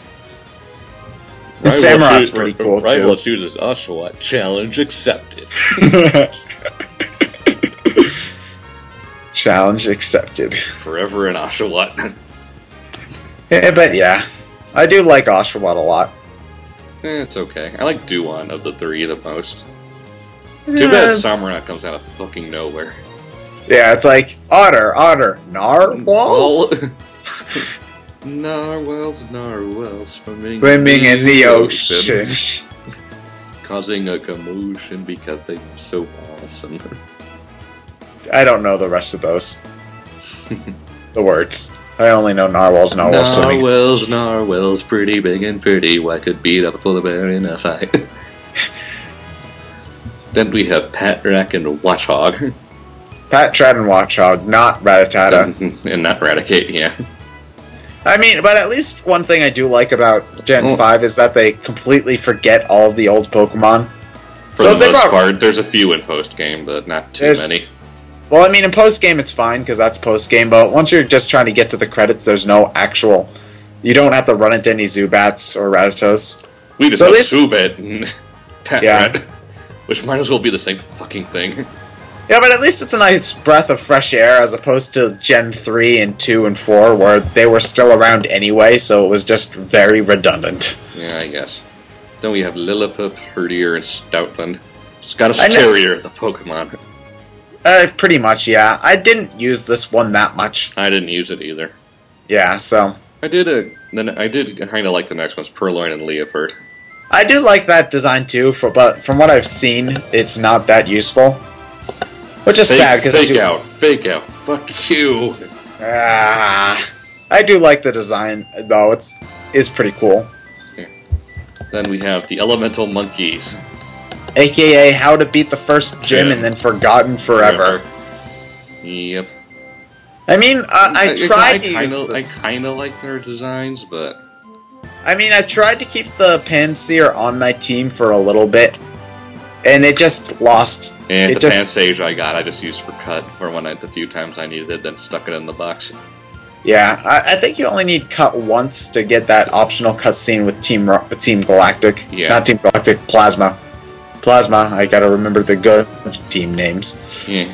Yeah. Yeah. Eh. I kind of like the Elemental Monkeys, but that's about it. Yeah. I mean, generally, they're pretty much just there for... I don't know why. A little bit, yeah. Yeah. Then we have Munna and Musharna. They're pretty cool. I don't know what they're supposed to be. Are they pigs? I think they're just like weird little creature things. They're dream things. Again, at least they're more unique as far as psychic design goes. Yeah, one thing I do like about Gen 5 in general is that the type selection's a lot more varied. Yeah. Unlike the next chain we have, hi, not Pidgey. Yeah. Tranquil and Unpheasant, not Pidgey. At least it's all prepped up for Mardi Gras. Or at least the dudes are. I guess, but still, hi, not Pidgey. Yeah, one thing I will say is that the not Pidgeys never get, always seem tedious. Fly Slave, that's it. Fly Slave, that's it. Pretty much. What? Though my playthrough of White version, I didn't have a Fly Slave, which was dumb of me. So I walked everywhere. It's just thrilling that I caught it. Yeah. And then we have Blitzel and Zebstrika. I do like this design. Electric Zebras. They're electric zebras. They're pretty cool. I mean, it's good to have an electric type that early in the game, too. Mm-hmm. Not Pikachu as well, so yeah, I do like it. Basically, electric version of Ponyta and Rapidash. Yeah. Yeah. And I would have liked... No, I'm done. Go on. Yeah. Raggenrola, Boldor, and Giglith. Not Geodude, Golem, and Graveler. I do... They are probably my favorite pure rock types. I mean, Gigalith has a pretty awesome design. It's okay. Raggenrola just has a stupid name. Yeah, it looks kind of dumb too. But Gigalith is pretty awesome. I used one on my team. Then we have Boobat and Swoobat. I got an idea. Instead of making our bat Zubat, let's just call it something else. Woobat. Genius! Give this man a promotion. A promotion. You know I can't do that R-rolly thing. I ought to give myself a promotion. Yeah. At least you don't. At least they're rare, so you don't run into them. So yeah. Whatever. Yeah, because like when I've heard that the bat name was gonna be Woobat, I was thinking, oh no, not again. I guess. But at least you don't run into them too much, so I'm happy. Yeah. Then we have Drillbur and Exactdrill. Fairly useful ground type. Excadrill looks pretty cool, though Drillbur kind of has a derp face. Yeah. It's pretty cool, pretty useful. Not much else to say. Then we have Audino. High experience grinding. I love just riding my bike back and forth on the path. Right outside a patch of grass. Shaky ground. Audino grinding. Let's see, I need to get those 3 elemental oh, no, wait, Audino, again. You never thought that a Pokemon considered rare would be so common. They're all over the fucking place. Yeah. Yeah. Grinding. Grinding. Timber, Girder, and Conkeldurr did not Machoke and Machamp. Everyone seems to hate this Pokemon. I hate them, they're stupid looking. They are kind of stupid looking, but I don't think they're that. Clown noses. Clown noses. Although they're not the best, I do think that they're better than most of the stuff from Gen 4, at least. I guess. I don't get where all the, like the all-out hatred comes from. I just sort of have been neutral. Then we have Temple, Palpitoad, and Seismitoad. Water ground again. Again. Yeah, didn't use it. Then we have Bert and Ernie. Bert and Ernie? Fucking true. Rubber ducky, you're the one. I wonder if the Bert and Ernie thing was intentional.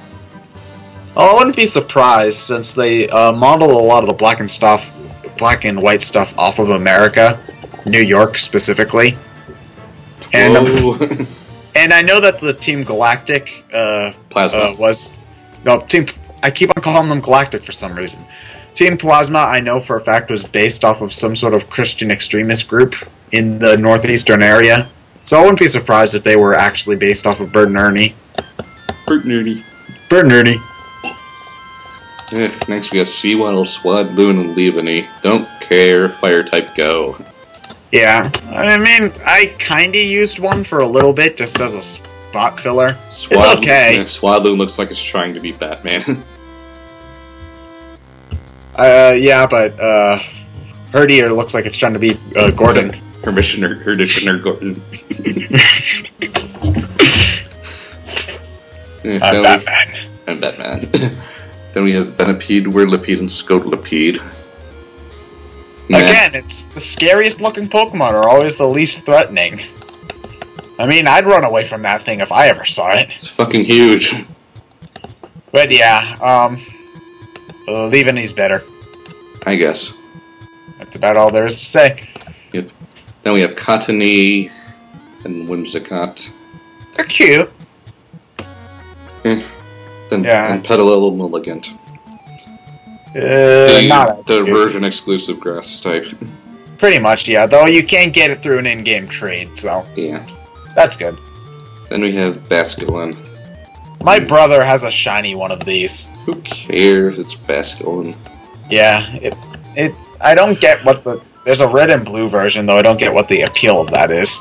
There isn't. Yeah. Next we have Sandile, Crocodile, and Crocodile. I do like these Pokemon a lot. It's got a unique type, and they're very useful. The You-Mad Pokemon? Or Deal with It Pokemon? I do like Crocodile a lot. I raped a lot of teams with this. Well, it has two useful types, so... It has 2 useful types. and a generally good move pool and stat layout. Mm-hmm. Then we have Darumaka and Darmanitan. Darumaka's white Pokedex description is gross.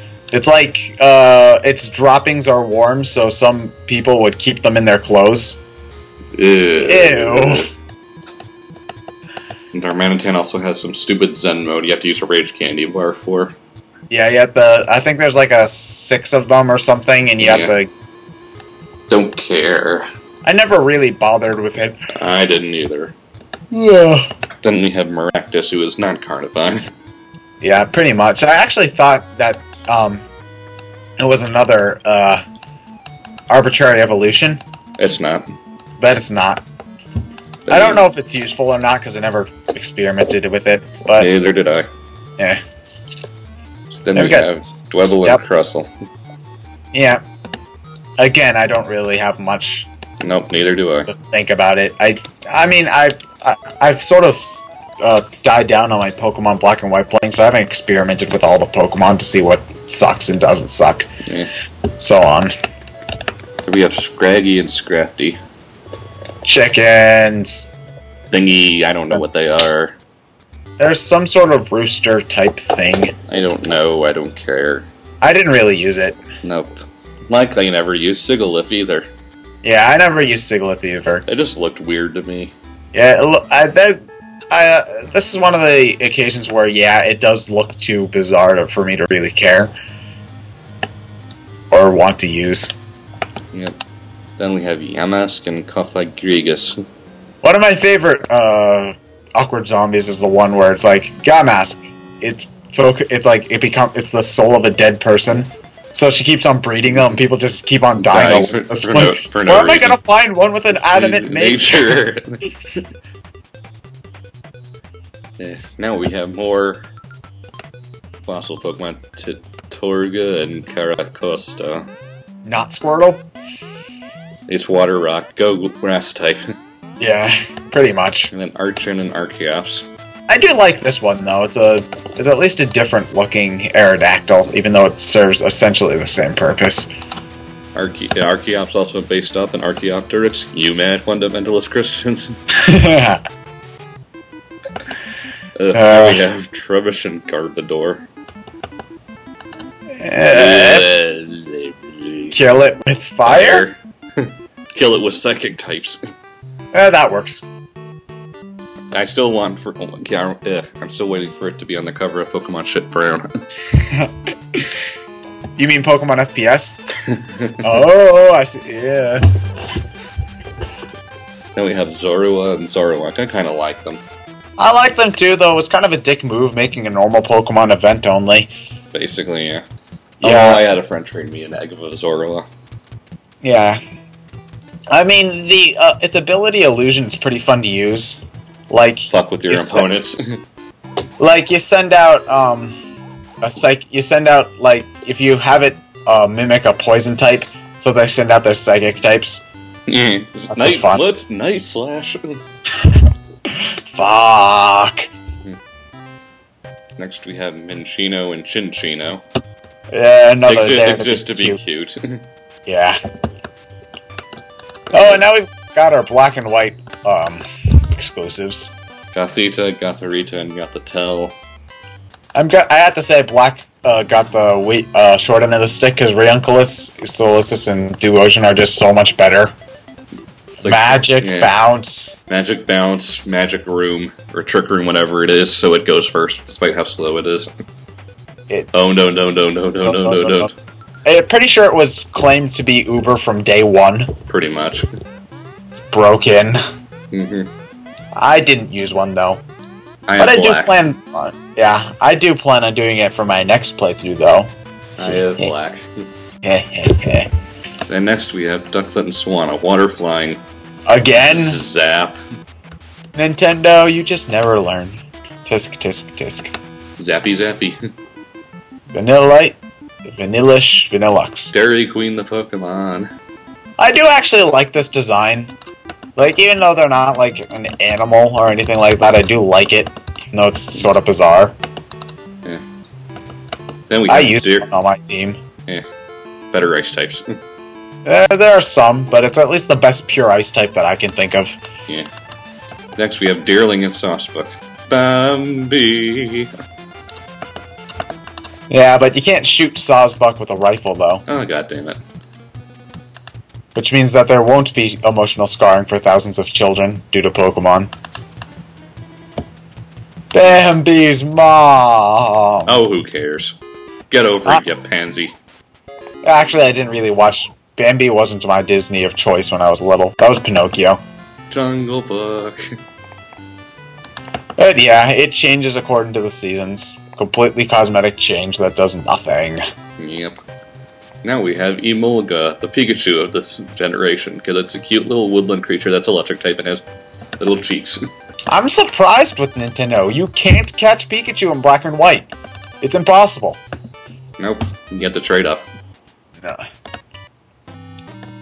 Yeah. Now there's Carablast. Next, Scavalier. Now this is one of those weird things where you have to like trade it with another Pokemon. Yeah, with another Pokemon. That's one thing that I don't like. As you get more and more games, you realize that you have to get more convoluted ways of trading in order to evolve, which sort of sucks. Though Excalibur is pretty cool. And then we have Fungus Among Us. I see what you did there, Nintendo. Worthless. Yeah, again, it's trying to be Voltorb, but not really. Yeah. Then we have Frillish and Jellicent. It's at least a unique type. I didn't care for it, though. Yeah, I didn't either. I thought the designs were stupid. Yeah. It's another one of those boy-girl things, so... yeah. And then we have Alomomola, which really should have just been an evolution of Love Disc, but for some reason isn't. Well, I mean, it's got better stats than Love Disc. Which is why I think it was supposed to be an evolution for it, but then they said all unique Pokemon, so we'll just not make it an evolution then. Well, I mean, they could have just made it a Pokemon that you could only get post-game or something like that. And next we got Joltik and Galvantula. Joltik's kinda cute, I guess. But yeah. I mean, Galvantula's just a spider. Electric spiders! Yeah. It's not the most useful electric type. Nope. Nah. Next we have Furseed and Ferrothorn. Which, from what I can tell, is a very popular Pokemon, but I never just... Fire type Go. Fire type Go. I never got it. Yeah. Next we have Clink. Clank. Clink Clank. Clank, the steampunk Pokemon. Yeah. Because its name is Gear in Japan. Yeah. So, and one of my friends is a big steampunk dude. Oh, Nate, if you're watching this, hi. Yeah, the thing is that, so, it's a Gear. Gear. Yeah. Yeah, don't care. Don't care. Next we have Tynamo, Electric, and Electros. Why do you have Levitate? Because the weaknesses is cool. I used one for my team. It was generally good to use, though again, if it got hit, it pretty much just died. So why Levitate? Yeah, it was trying to level it up was a pain in the ass, but it was still fun to use. Then we have Elgem and Behem. They seem like they might be useful, but I've never put in the effort. Never used them. Yeah, I've never used them either. Then we have Ledwick, Lampert, and Chandler. Yay! I like these. I like them too. Ledwick's cute, Lampert looks cool, and Chandeler's awesome. I love its shiny spray. That's when it's all orangey and red. Orangey. Yeah. Looks like perfect for a Halloween thing. Maybe I'll do that for my Halloween pumpkin this year. Not sure. Yeah. I'll think about it.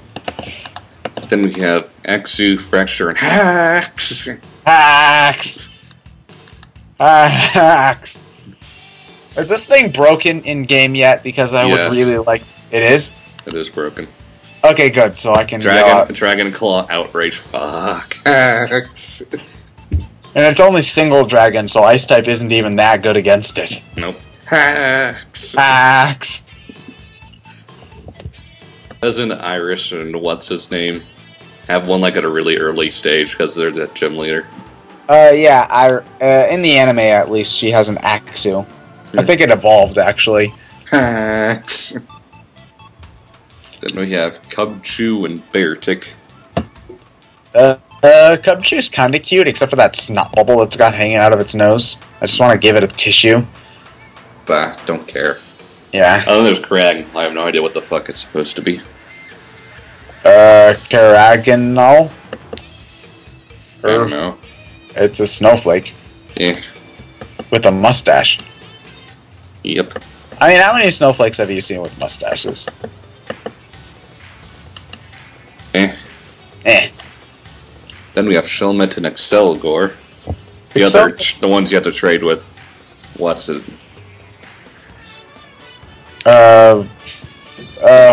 What's it's got on? Excalibur, whatever. Yeah. I'm blanking on its name. Oh, Carablast, that's it. You have to trade a Shelmet and a Carablast in order to get Excelgor. And Excalibur, yeah. Yeah. I like Excelgor, but his design's cool, but his stats kind of suck. Well, it is just a bug. Yeah, it is just a bug, but still. Yeah. And then we have Stunfisk. I mean, Ground Electric is at least it's another completely hypocritical type. But it's useless. It is useless. Then we have Mienfoo and Mienshao. They're at least pretty. They're good fighting types, I would say. I guess. Yeah, I'm probably going to use them for my next playthrough, which again is going to be when Gray comes out. Yep. Better be soon. I really want to play that through the game again. Then we have Dredagon, which is kind of a standalone dragon type. I don't get why. I mean, I like them trying to implement more of the more unique types like Dragon, but it's not the best, so I don't usually bother. Then we have Golett and Golurk. Another unique type combination. It's pretty good. It's okay, I guess. Yeah, it's okay. Pawniard and Bisharp. I will say that this is a pretty cool combination. Yeah, and Darksteel. It's like the ultimate fuck you to psychic types. Yep. Yeah. And ghost types. Yeah. Though then again, when you fighting types finally have something to be good against. Yeah. Yeah. Then we have Bofalant, also known as not Tauros. Yeah, again, I thought that they were going to have some more arbitrary evolutions and that this was going to be... Tauros gets its arbitrary evolution. But no. No. It's just a bull with an afro. Yeah. I mean, it's a relatively useful bull with an afro. I guess. America! Fuck yeah! Rufflet and Braviary. Yeah. It's normal flying.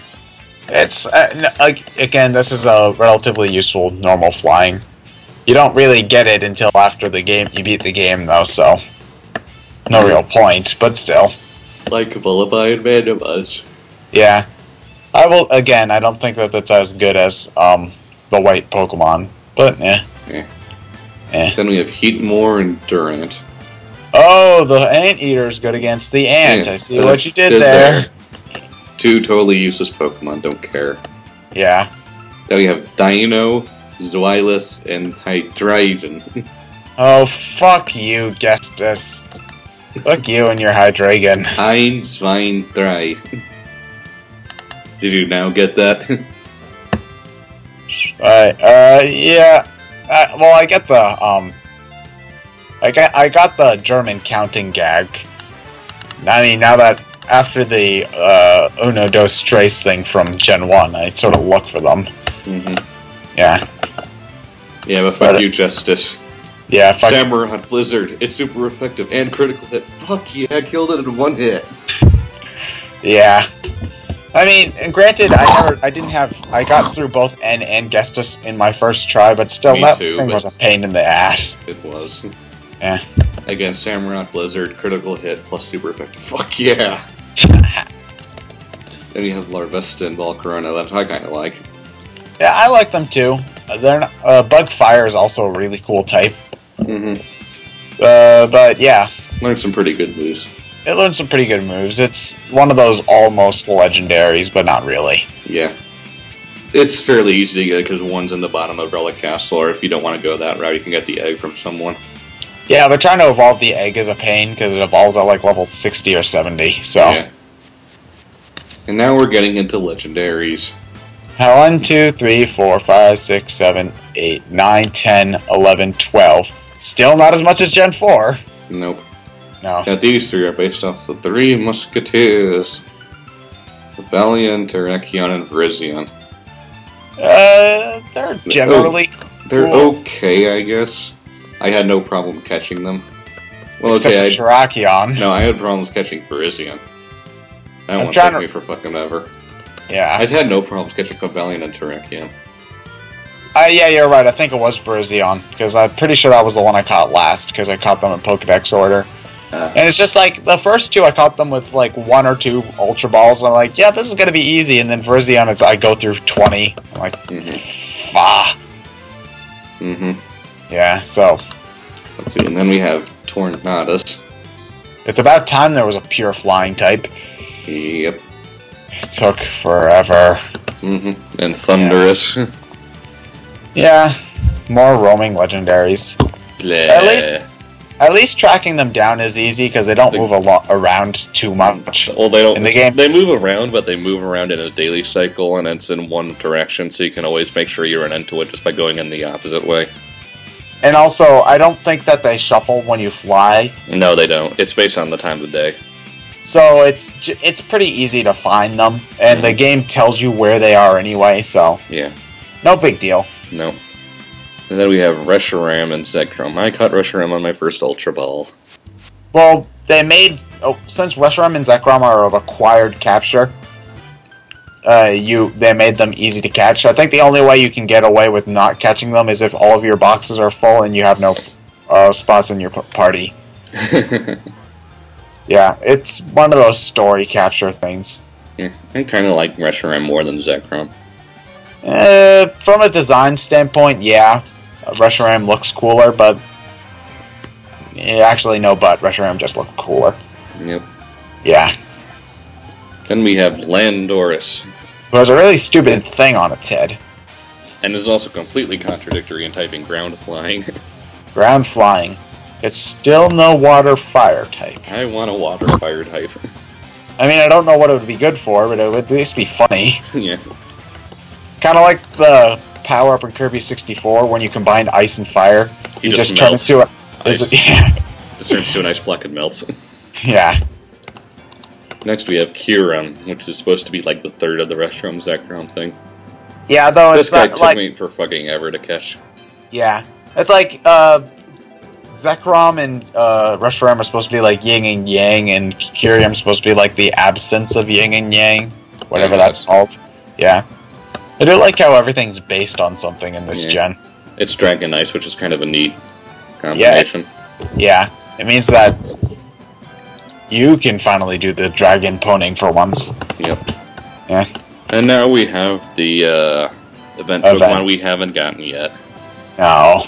Keldo Water Horse. Yeah, it's supposed to be like the fourth Musketeer. Yeah.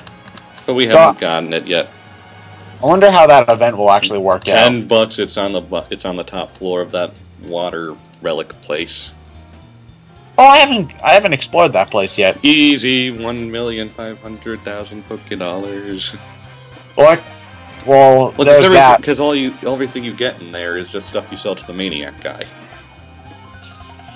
Well, I could do that, or I could hope my game glitches like yours and I could get unlimited money for a week.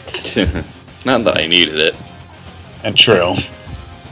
Then we have Malayota, which is normal psychic, or can change to normal fighting. It'll be interesting to see how that turns out, but we haven't gotten there yet. Yeah, it's like, it's a singer when it's psychic and a dancer when it's fighting. Yeah. Yeah, we'll see. Then we got probably the coolest name ever, Genesect. Terminator Bug. Da-dum, dum, da-dum. Also known as Caesar if it were a legendary. Pretty much, yeah. I mean, from what I can tell, it's got a cool backstory where, like, Plasma was messing with it. Yeah, so... Terminator Bug. Terminator Bug. Probably what I will be using my Master Ball on. I don't remember what I have my Master Ball used it for. I think you used it on your roaming legendary because you didn't want to fucking bother. No, I didn't want to fucking bother.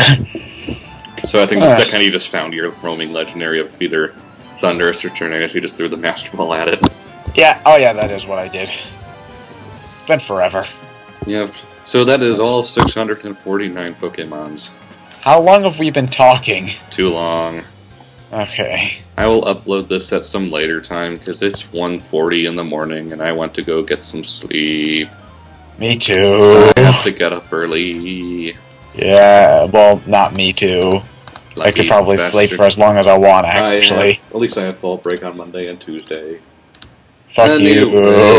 Anyways, thanks for listening to us ramble about shit. For a really long time, actually. Yep. Yeah. Later, Okay. alls. Bye. Bye.